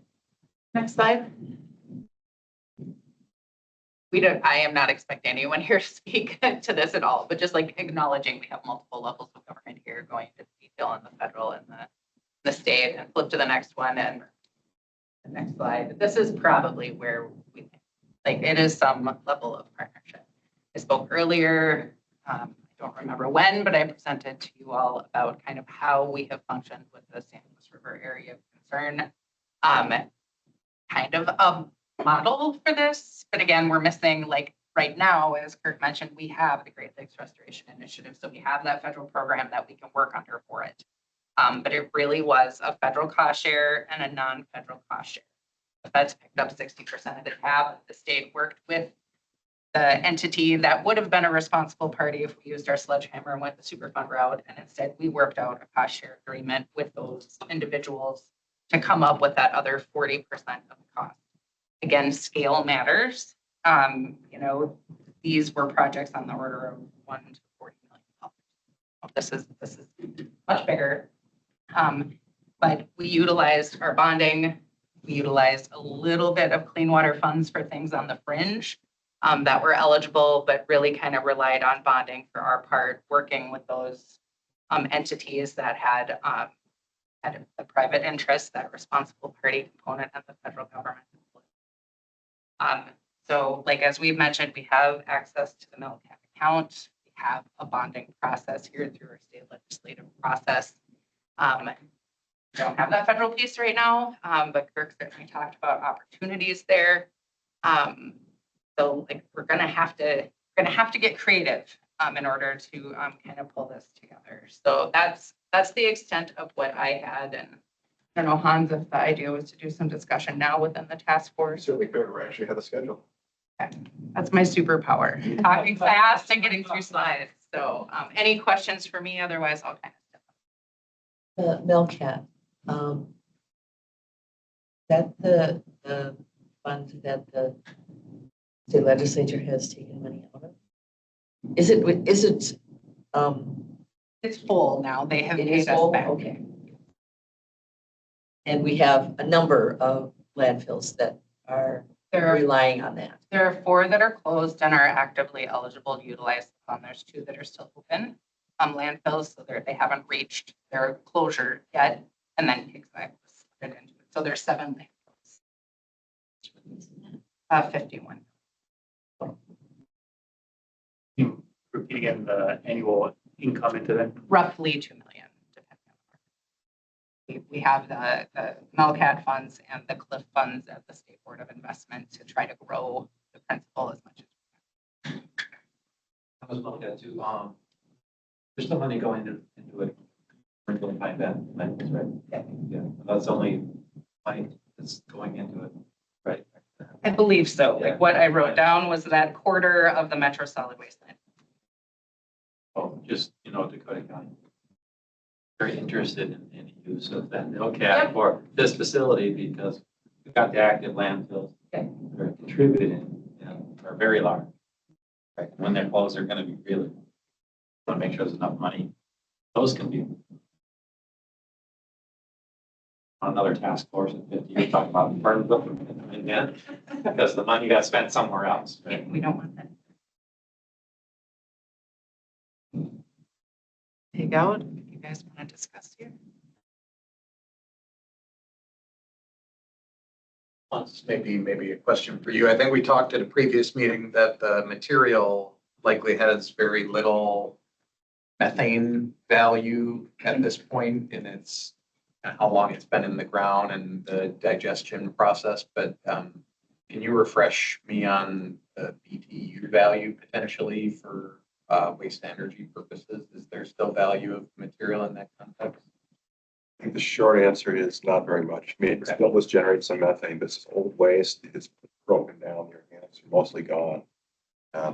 There's still some methane generation, but it's following the normal curve of a landfill where it's sort of a bell curve with a long tail on the methane. And we're in the longer part of the tail now.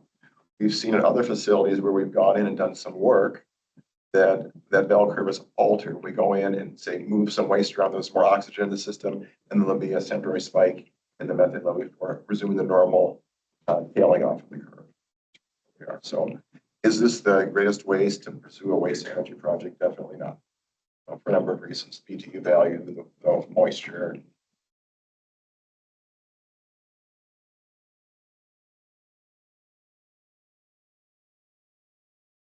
The fact that this isn't normal waste that would go in. It's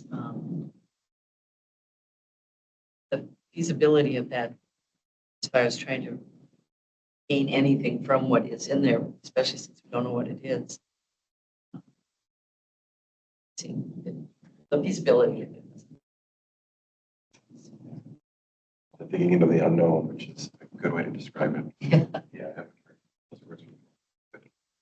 So, we're doing a little just run at the spot on the agenda now. We're doing the actual task force discussion, but we are talking about things. Anything to talk about with the funding presentation? Thoughts, reflections, about what you heard before we move into the next item on the agenda, which is public.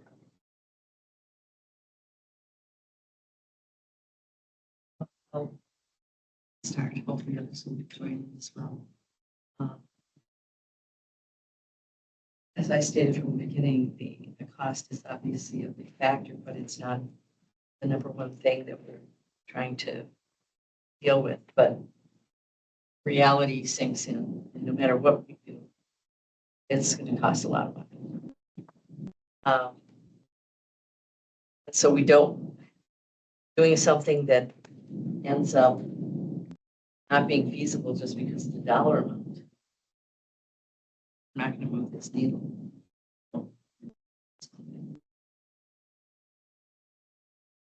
I don't, nobody sitting right here has the answers. Maybe you do. And you can just tell us. But I really am concerned that we need to offer something that can actually take place. And so I just want to make sure that when you're giving us those scenarios, that it's realistic, whether that's, something that's good, bad, or indifferent. It's, need to know the downsides and the possibility of actually making something happen. Not just, what we think is the best idea, but it's the best idea that we can actually do.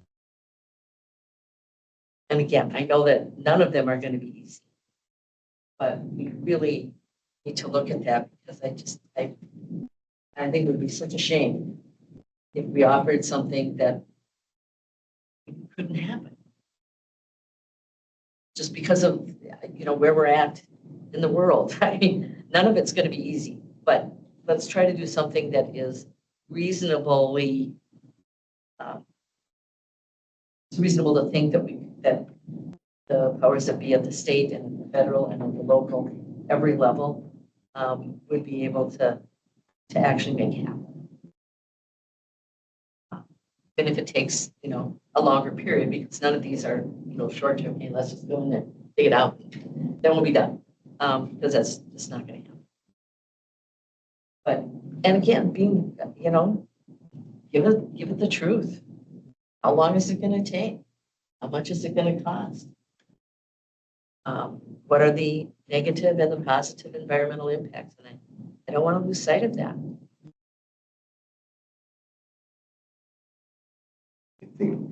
Yeah, I'll just add specific to the funding after conversation. And when we talk about those sources that first go back to responsible.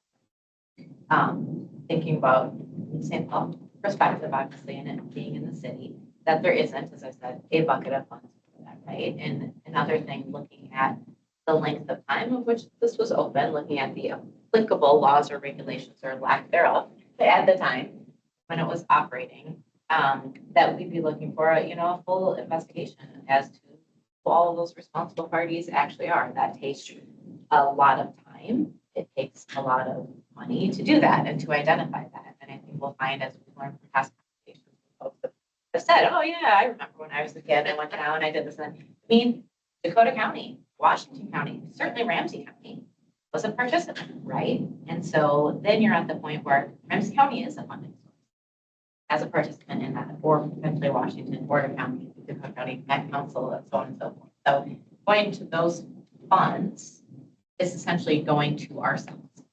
And so just, to be clear on that awareness, looking at funding sources that essentially aren't that, those we here at the table can't do. I think that would be what we'd love to do. And to the point of just wanting it to be something that can be done and that will be done. I think this group we're looking at very big numbers, obviously. And I think this is where this partnership thing is. So our cleanups, at one point, tens of millions of dollars seemed out of reach, and now they seem normal. And so there is an evolution, and maybe that's, as we've talked about this task force, maybe not having the final design of remediation, because we still have feasibilities and technical designs, but it creates a united front that this is what we see as a vision for this area, and partners to advocate for that. This group could also do the same in terms of funding. And we had some of those pieces. We had the conversation about working with Congressman Betty McCollum's office about this is not a St. Paul problem. This is a national problem in this area. Is this the start of a conversation to move this forward, or is it just along the Mississippi? Is there a new dump program that needs to be created? There are other dumps. Some of you have been in conversations with us in this room. We have other dumps in other parts of the state that we've talked to the legislature about that need funding. Is that something how we move forward in terms of a partnership? The Great Lakes piece here and how the federals do it, it's a federal and then local or non-federal share. And that could take many pieces. And now I think a lot of conversation here has been on the remediation side of an RP, responsible party doing things. But a number of our missions for the folks around this table have things here that we would want to fund moving forward. In our charge, the environmental benefit or the natural resource benefit or the recreational benefit. If we look at it not as this is what a so-and-so maybe for, responsible party has to do, but what is their natural place to carve out something in their budget, and we start piecing it together. I think one other thing, not to make this more complicated, is when we look at the $100 million of projects, that's if you buy it all at once. The other option too, as you look at this, is just like a mortgage, bonding, what is the actual payments for those bonds that you need per year? And then look at, and that's a hard number to get from MMB because that number keeps fluctuating with the bond market. But, that is then a few $1 million, tens of millions of dollars versus $100 million per year. Now it's longer term, but if you start breaking that up, state, federal can't do ongoing. But if, you know, the state or local partners can contribute parts of that, that may be more doable. So I know this is a presentation's a downer because there is no silver bullet. But that's why the closed landfill program was created. Like, that's why the Great Lakes Restoration Initiative was created. And that might be a goal of this text, is to spur that movement whether on the state or federal level. So I think that's something we can think about as we move in the recommendation. If there's an appetite here for this group to say, we need new tools to deal with today's challenges. Yeah, and I'll just add on, I really appreciate that. I would strongly support new tools when we're looking at the state and the federal level.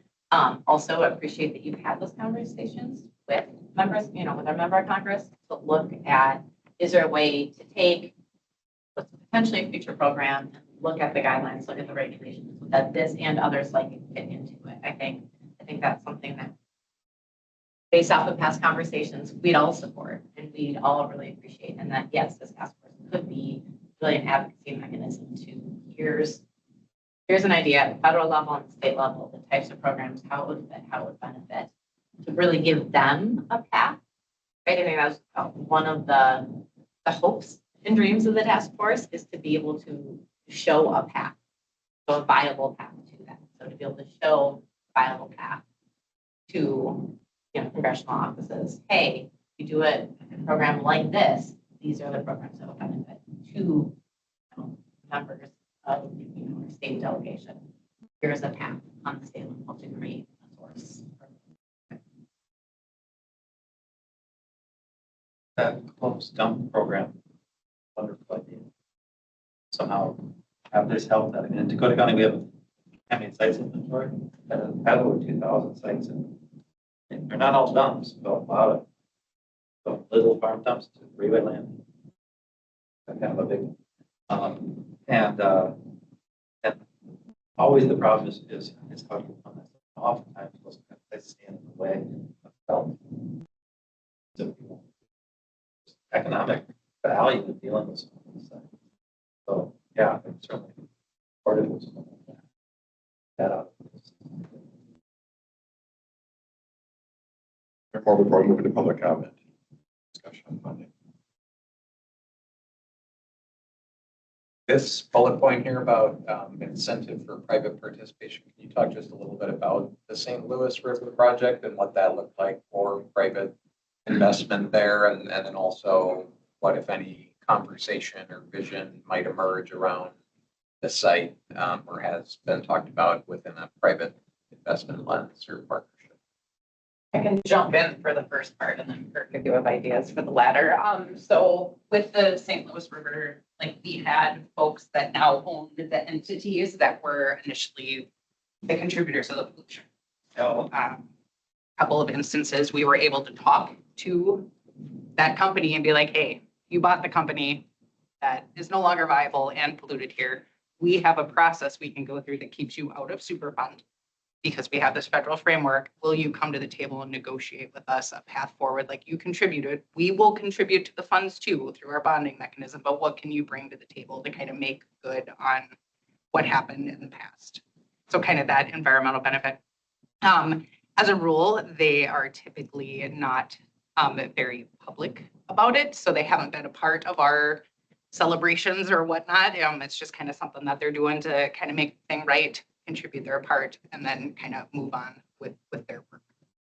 That has been the relationship. It has, you know, I don't know if there's a path forward to try to get a foundation or a corporation or something to just contribute. Like we had an incentive where if they didn't participate through this avenue, we do have Superfund as the backstop.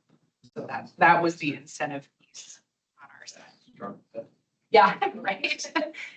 So when was the last, you talked about responsible parties because a lot of the closed landfills haven't been closed that long and they had more records than this has. So when was the last time anything? It has to be 40 years, or is it? When the PigsEyeDump closed, it was 72. Okay, so we're looking for responsible parties pre-1972. Say with the responsible parties, there are some that are very obvious. Okay.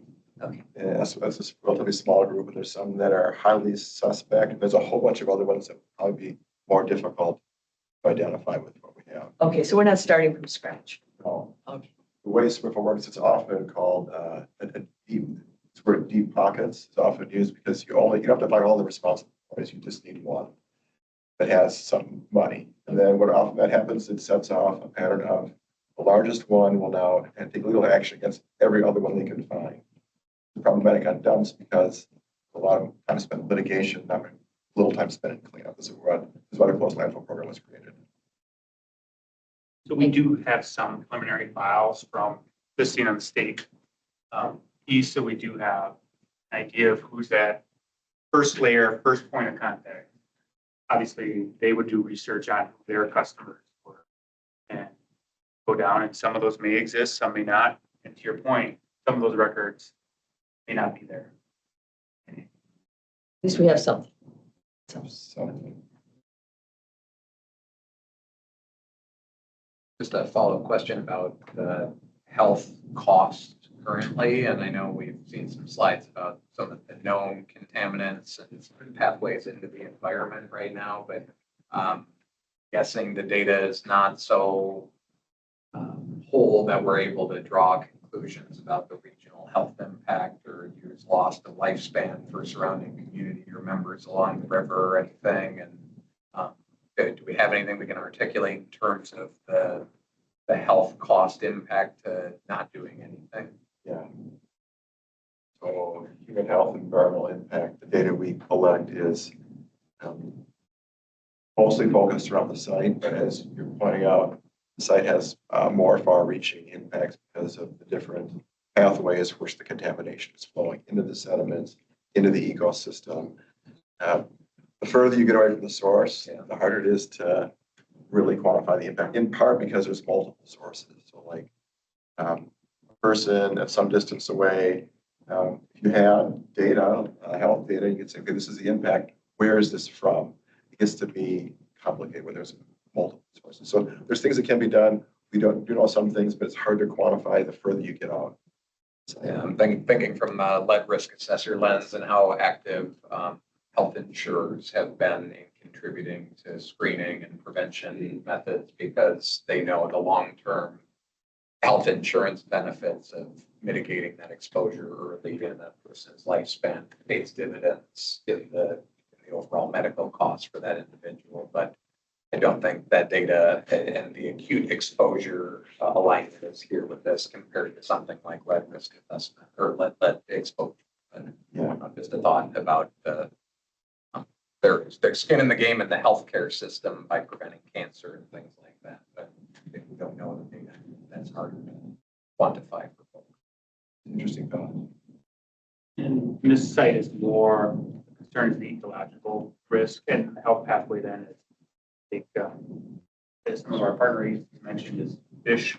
It's not, unlike other sites where we have a drinking water, current or future direct contact connection, don't have that here as we do a number of our other sites, which to the human health, it's even more distance. Natural resource winners on the back end who have interest in those restoration of this. I think that's why some of the first slides talking about some of those natural resource funds would maybe Restoration focus, yeah. they could see that benefit, especially for the river. Let's keep going. We have more time for discussion at the end. Let's advance the slides and move to public comment. Public comment, next slide. All right, so a general reminder, the meeting's being recorded. It'll be posted on the website. We'll open up for public comment. Those interested in participating, we ask you state your name for the record. And as much as you can, try to be concise. Limit your comments to 2 minutes if possible. We're going to open up first to public comment in the room. Is there any public comment in the room? Appreciate there's to think a lot of good suggestions and comments, particularly Melanie talking about the city and how trying to look at it. Be aware if you're not, this is all city parkland. owned by the city, designated parkland and also part of the national park here. And the plan, Great River Passage, and plenty of other plans that have been done for the area. Really, for making, laying out the groundwork of where the city would like to get help. Hopefully you've got the SECO position on this. SECO District 1 Community Council, people who live in this area. And I think you'll find that you have a very clear perspective with SECO, and I'll just read a piece of this and it's more additional.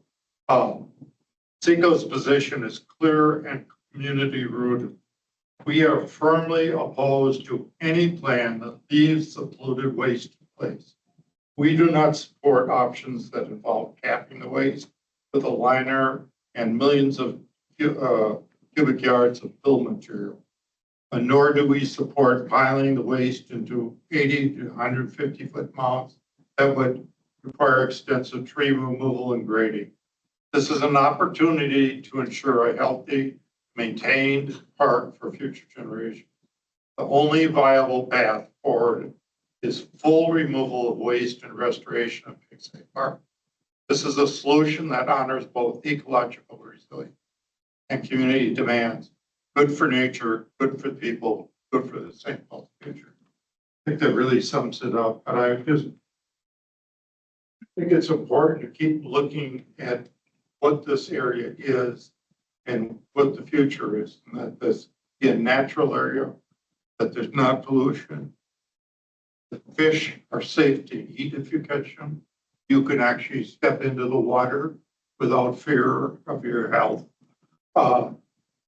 Wildlife and vegetation that actually supports the public and supports the wildlife there.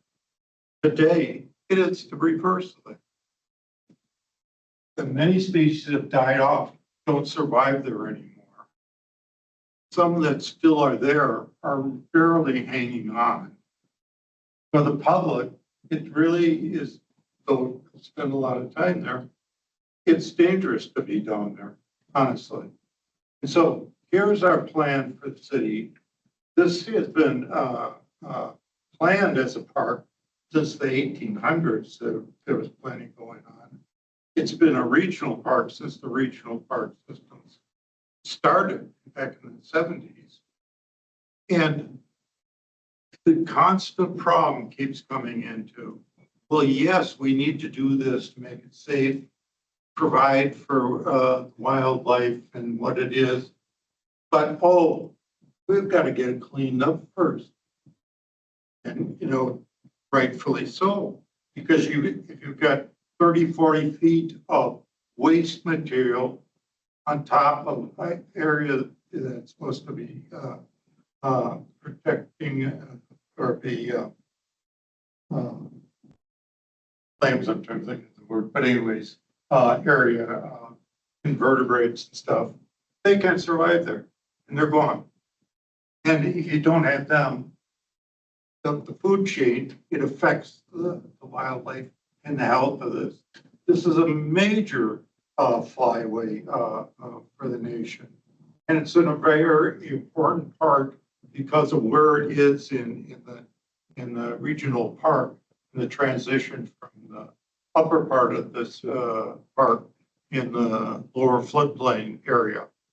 And the amount of area that we have down there really can provide substantial habitat, but also substantial opportunity for the public to learn about wildlife right within our community. This also happens to be social justice neighborhood. People who live there are all too aware of how we get passed over on just about everything that happens. And are just plain simply fed up with it and don't trust government with good reason. I mean, it took us forever in the Parks credit and working, this as Melanie talked about, is to be able to get signs on a park. You believe that? Over half a century to get signs that, oh, okay, this is actually a park. You can go in here. And people are coming in, they're driving down the road and, hey, this park we came in, we're from, such and such part of Minnesota. And we came in, this is really great, We can do these things. We just have to commit to doing it. The legislature asked for the plan to do it. Betty talked with her and she says, get us a plan. We want to work. She in particular really wants to work. So holding it up on whether you can get this done or not, we're very capable. We're very smart people here in Minnesota. We really are. And this has been going on around the country. We should be setting an example. If there's hurdles, which I'm sure there will be, we should be finding those answers to that so that we can do it here, but also in other areas. Setting an example with this area not only is a wonderful thing to do for this community, but it is a state asset, it is a federal asset. And we should be doing everything possible to make it happen. Thank you for your comment, Tom. Did you say your name for the record?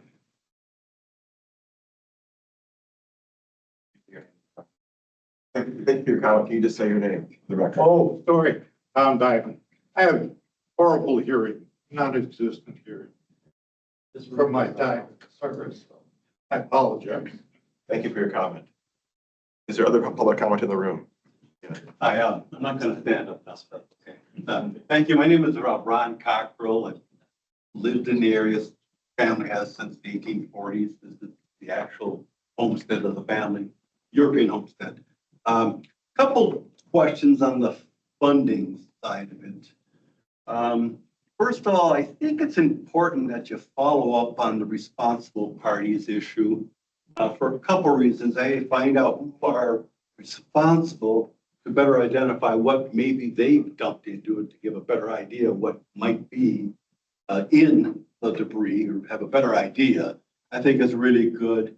And identifying this group, knowing that they've been identified and they're part of the responsible parties, I think will help as the process moves forward, that if we move ahead with state or funding types of requests, that these parties have lawyers, these parties have lobbyists that will more than happy jump on board any effort to go ahead and get federal and or state funds. So I think it's a good idea to find out who they are, what they might have dumped, plus enroll them into cheerleading in any type of federal funding that we go after. I think that's a key approach to that. The other thing which I've been kind of addressing is the task itself and the scope of it. On the surface, it's been identified as a PigsEye dump of the southern portion of the portion. But when you look at the science through the findings of this, it's been identified we have a large plume that has both sites involved in it. So we're dealing with one larger dump, and to go ahead and decide that we're going to take care of the downstream one first, and then find out that the two creeks that come into this are still going to flow through the north site, still going to bring down the PFAS down into what the legislature has asked this group to do. Here's the mandate. It doesn't talk anything about funding. It says, coordinate, come up with a plan. So the funding, I get it, you're being a responsible thing to do that. I think that's important, but it's back to coordinate efforts to remediate and restore the site itself, plus the deal with the PFAS. And now we're dealing with this one cloud. So anything moving forward, if you're looking for federal money or state money or my money as a taxpayer, if you're going to do it right, get it all done. Also back to the funding issue here, St. Paul, it's St. Paul's problem, right? It's in there proper. I don't know if St. Paul would consider saying that they're doing their part. I'm a St. Paul resident. Last week, I paid my trash bill, what's the possibility of adding a line item and telling me what that line item is gonna cost me? Maybe it's enough fund to start matching other funds, or maybe it's enough to take care of St. Paul's problem. So that would be a funding source, it'd be a commitment. It would also be something that if you identify these folks as responsible parties, they can be involved in that funding source as well. Those are my thoughts. Thank you. Thank you for your comment. Is there other public comment in the room?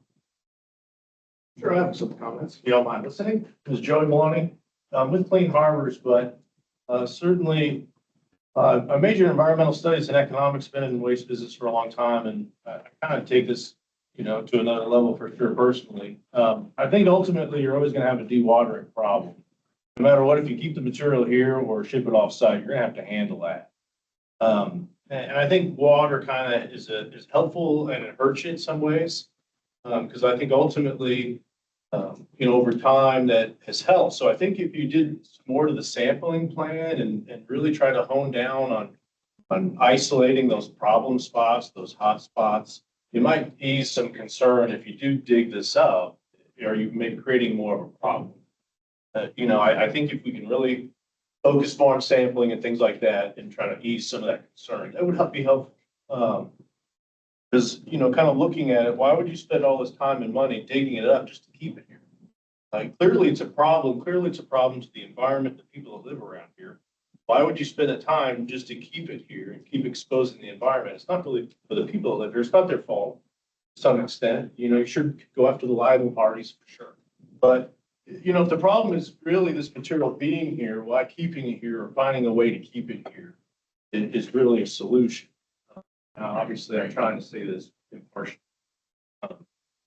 because there's lots of places now, with the development of how we handle our waste in the environment, how we handle it right now in our society, we can find better ways to handle it away from here, away from people, where it doesn't pose such a risk to the people here that live here.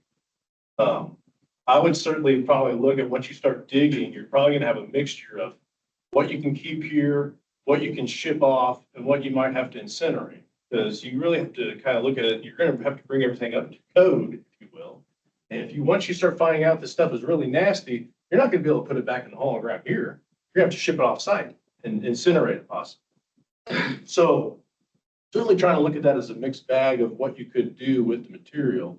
Could you keep it here in some way or ship it off? I think certainly pushing the engineering firms to find some bioremediation way. Water needs to be your friend in some way. I think waste to energy is a great option. It uses a lot of water. Gray water generates steam. The city of Indianapolis burns their municipal trash and produces electricity all day. So, if ultimately the bigger problem is solid waste in the area, try to squeeze that into this process. Because you might be able to burn some of this from this process for this project at that facility. That's long-term thinking. Let's see, what else? I think that's kind of it. If you're seeing an increase in bird population or environment or animal population other than humans in the area, you're going to have that anyways. Right now, are you seeing that increase? Is that affecting the air traffic right now? Now, if you do change the environment there, is it going to help or hurt the environment? If you're going to increase more traffic, that passive traffic, with people or animals, that is certainly going to create more risk to the traffic, air traffic. So, it sounds good to try to get more people into the area, but that could be a problem to the air traffic. That's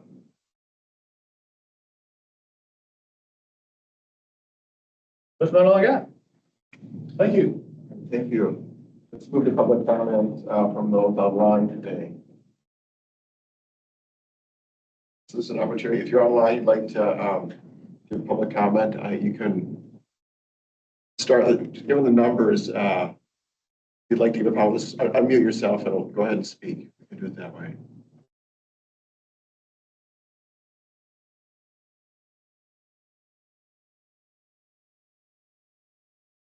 Hearing no public comment from online, let's check the chat, see if there's anything in the chat.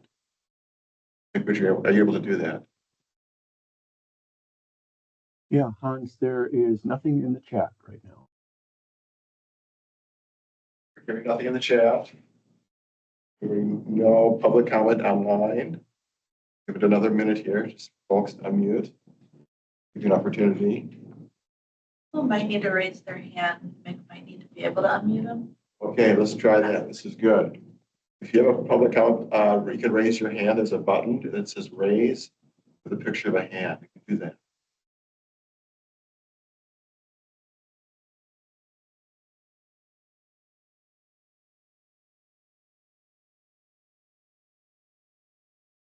Seeing no hands raised in the room, just confirming that on 9. We're not seeing any hands raised. That will bring us to the end of public comment. All right. Thank you for that. Last item on the agenda is task force discussion. We are right on time. We got 45 minutes allocated for this task force discussion. Anyway, at a past meeting, we went around, everyone shared thoughts, reflections about where they were. We could do that again, or we could have a more organic discussion. What would work best for people today? Around the room? All right.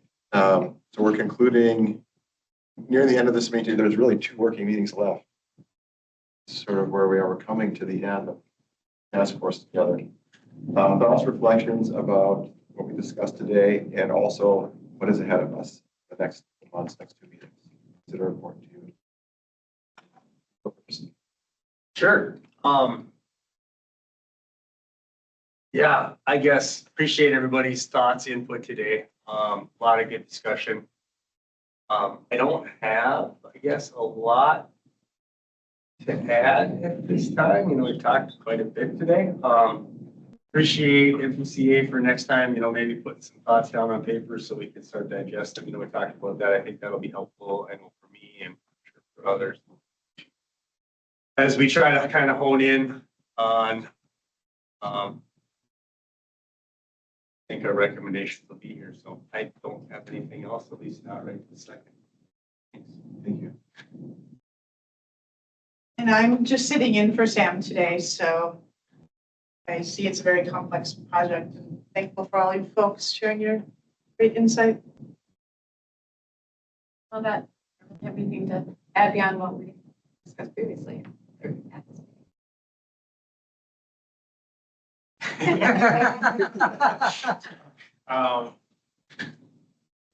know, as far as the funding discussion goes, you know, I noted that we don't clean up fund the idea that has some support maybe here, or support for putting that forward maybe. And then seems to be hopeful that the Mississippi 3R initiative, as we'll call it, essentially, I mean, again, just a proposal at this point, and draft language excludes hazardous substance sites, but if it, you know, if that could become a future source of funding for that. Something that the task force could call for. And like I said, but we're missing 2 folks here, right? So fortunately, we didn't get their views on some of the cleanup options.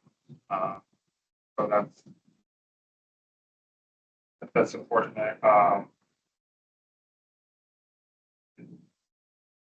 It does seem that we have two options. They can haul it, they can like here. And those are the most expensive options. But they're the 2 that are most public health department.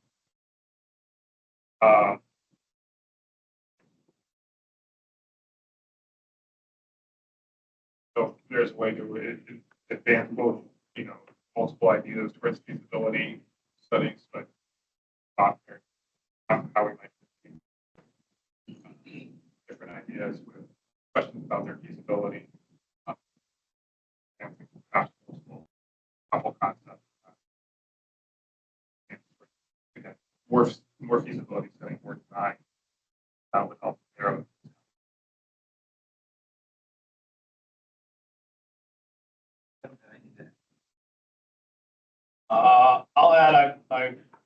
conversation about the fund creation. And I feel like that is a good, this is kind of a poster child, I feel like, for creating a new fund, right? I mean, we saw going through all the potential options, it's difficult, and cobbling the gap together is difficult to, not impossible, but difficult. And if we're able to advocate for this, a new funding source that this project would fit under, and obviously could fit other projects that are having similar issues, right? I mean, this one has momentum behind it, and that type of thing is useful in making the argument anyways. For understanding that it's hard to put all of our chips into that basket, it's a hope that a fund would be created, knowing that we would need to still, well, but generally supportive of that idea, and I feel like it should, in some manner anyway, show up in our recommendation. Well, also reiterating that it does seem like those the two most expensive options are the ones that we're all leaning towards, and it would seem prudent then with the price tag of those. Well, we can't say here's exactly how you should go get the funding, but hey, here's a creative option that we are trying to figure out how to actually get this done as well, and that we're not just trying to put out an option and say, good luck legislature, it's on now to figure out exactly. I like that idea.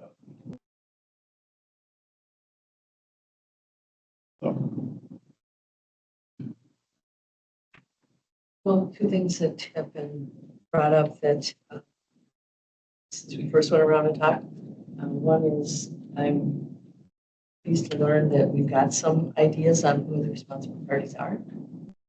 I didn't know that we get that far back. We probably didn't have a whole lot, but it sounds like we've got at least something. Most obvious The ones. most obvious. Also, the idea of sampling, because one of the biggest issues that I brought up to begin with is, are we going to be creating more of a problem for the area, not necessarily someplace else, but for that area? And the sampling, if there's some way that we could do that and find out, I think Ron, maybe it was you that said the hotspots. Maybe it's you. Thank you. So I think that that's going to be really helpful, and it's something that in the legislature, I can see where they would say, hey, what's really here? It doesn't have to be identified as this was, motor oil or something but what are the contaminants? What are the samplings? I think that's going to be really important as we move forward. That was one of the reasons that I thought, since we don't know, honestly, my understanding anyhow, is that there isn't any liner that's really going to stop everything. Is that true or not? I'm looking at Dave because he knows more about landfills than I do. Yeah, I mean, this would be a newer landfill than any landfill would send us to. Right? So they constructed a brand new landfill with this material in mind versus sending it to an existing one. Going to be as good as it can be, right? Then I would think that it really, I like that option, and I think, obviously I'll take back, as I promised I would, I will take back whatever comes out. And I think being able to tell the county board that by October, we will actually have some things that we can put down and actually say, okay, these are the options that are out there. If we can get that prior to the meeting, that would be helpful so that we can talk to our organizations and say, okay, this is what we've got now. But I really, so I would guess, since the idea of making it somebody else's problem, if they would even accept it, is not high on the priorities. Again, I spent for me anyhow, I've spent most of my life as being an advocate for the environment and specifically in waste. We need to look at, and this has been around for so long, we need to look at the next generation too, and what are we setting them up for? Many generations. So I would think, just right now, I guess, depending on what we get back as far as information, the dig in line. And I know that there's variations on that as well. But I have said very clearly to the county board that moving it someplace else, there's no such place as a way. It's just that simple. There is no such place. And if we want to say, well, take it someplace else, there's no such place as that either. So let's try to figure out how we can really make something happen here. Because if we choose something that is not viable, it's just going to sit there again. That's not acceptable. But the responsible parties in the sampling, I find very hopeful. More about the sampling, I'm not quite sure I'm understanding. To know what we're actually dealing with.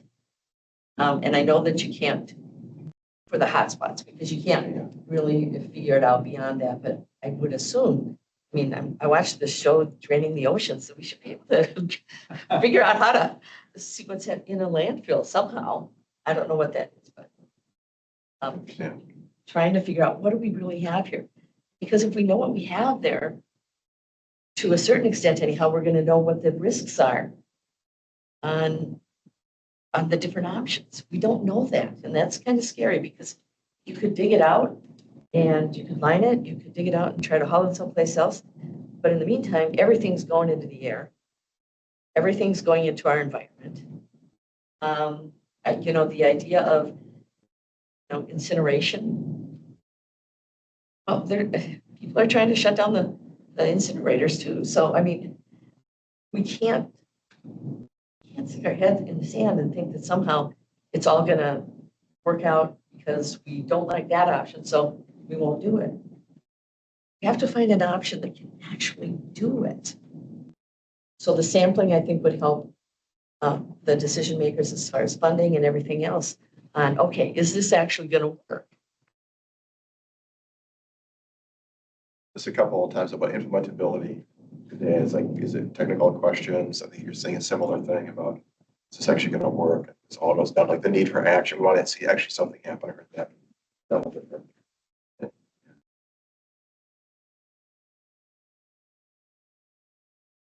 The conversation around funding and hearing Ron's comments, I think that was helpful to get perspective from a taxpayer around both doing it right if it's going to be done, but also that perception on user-based fees and that trash is cheap. And, it's cheap to throw things away in Minnesota. And as someone who advocates around better use of the solid waste management tax in Minnesota for local purposes through SCORE advancement, it seems like more solid waste tax needs to be used for solid waste purposes. So just add that. And I think that's a part of this bigger waste system change that we need to think about, and that this isn't within a vacuum, that this is being done. What's been talked about the negative impacts this could have on Dakota County. What happens if HERC closes in the middle of this restoration and that adds material to local landfills in a dig and haul situation? What happens if the Cost and Packaging Reduction Act is really successful and we have more space in landfills? So trying to get a better sense of like all of the external pressures on how this would move forward in that long duration time frame that's been talked about. And I really appreciate Amanda's feedback about considering the impacts of the critical resource of wastewater treatment within the region in the long duration project scope here. I also appreciate the conversation around the responsible parties, and I'm kind of a fan of identifying if it doesn't out those people and automatically commit them to a liability with this, having more transparency around that, because if Washington County was a contributor to this, I think that's important framing for our board to realize what their liability is within needing to come to the table. If there's a reality there, that could be an end outcome. And then just overall, the creative solutions that need to happen here, and that it might not be a silver bullet with the restoration either, that to get private incentivized parties to help with the remediation costs, we may need to think about this land space in multiple uses and both achieving the restoration goals, but motivating private entities to come to the table with dollars to help actually clear out the material or line it properly. And respecting those potential future uses of goals like the Met Council and the critical structure that's there. Over. I apologize, I know I said. But since I spoke further conversation about responsible parties, just a few things I wanted to make note of. I would be concerned about an attempt in this report or part of this report, including naming responsible parties for a few different reasons. Right? One, I think it's outside the scope of the task force. When you look at the enabling language, when you look at sort of the identification of the work of the task force, I think this is scope number one. Number two, while there might be an idea of some obvious ones, as well, right? My understanding is the ones that we would have enough information to be able to know and name are sitting at the table. So what we'd be doing is sending reports to the state legislature, which would turn around and say, great, you're named, good luck. You'd have a source, find a source, basically amongst yourselves, right? And the further work that would need to be done in order to have a better understanding of the universe of responsible parties doesn't happen yet, right? And so if the report were to name some, it would be a partial list, and even naming some and saying, okay, but there are likely others, or there might be others, would delay the actual, I think, hope and goal, which is, we know we can't fund it.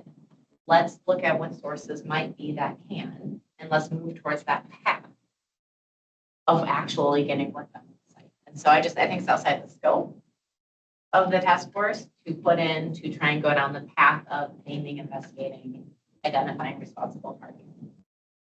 And I'd just like to follow up on that. And I don't think that's what any of us were saying, but knowing that there would be some funding. Other thing is, I don't think they are sitting around this table because it's not, a responsible party is not where somebody lives or works. Unless the city of St. Paul was taking city waste and dumping it there. They were. It's not, they were? Operated the facility, you are responsible for. Okay. So that, I mean, that's that what we're Ramsey talking County delivered Ramsey County waste, sent waste there, Dakota County sent waste there, Washington County sent waste there. but the county itself, not Yeah. something that was within the county. Fulton County. Both are probably true. Okay. And the hauler. So we'd be having a Well, the report heart- saying Ramsey County, City of St. Paul. And I get that. And you know what, Yeah. that's, we're responsible. Sure, but we don't know the universe of the responsible parties, I'm saying. So it would be identifying some, and I just think in that public report, if you're the legislator, if you're looking at it, you're like, okay, there you go, I've got some names. No, and that's, I was not advocating it, and I don't think anybody else was either. But knowing that they exist, and you know, quite frankly, if we are responsible parties, then whatever portion of that is our responsibility and not just something that's coming, well, for example, with 3M. If they were part of it, and only because they've been part of other ones, that I'm using, part of that. doesn't mean that they are even involved in this one at all. I have no idea. But if there's a private sector responsible party because they were putting waste there, I wonder if I do it that way. Then they also needs to be at the table. But if, you know, if Ramsey County Inc. was actually taking waste there and it caused a problem there, yeah, then they have to own up to it. Now, that is a whole different, and how we own up to that can mean many different things. It doesn't mean just, okay, send the bill to Ramsey County or whatever. But some of the options that we looked at. But naming responsible parties in this, I would totally agree, is not part of it. To clarify my comment as well, similar, not that the report should address actually identifying responsible parties, but address what those implications would be, what the method would be by that. And I think Melanie's points are really important around the investment that would take just to identify parties, and that should be, perhaps covered in the report to identify like, well, is that worth even going after versus, but just making clear what that process looks like and those kinds of things that I would see, but not actually making individual entities or saying, or having done that work due to our time frame that we need to present some thoughtful information to the legislature. Thank you for clarifying. Else to add? The conversation. All right. Keep going. Next slide. Unless there's any final comment.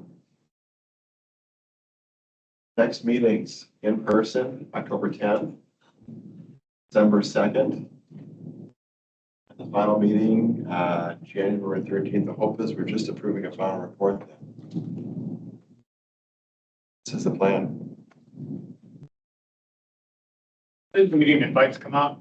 That's it? Did the meeting invites come out to us? They probably had. I'm just They haven't yet, so I'll leave those out today. good. Thank you. Is there another slide? Here to the end. All right, we are adjourned. Thanks for the time today.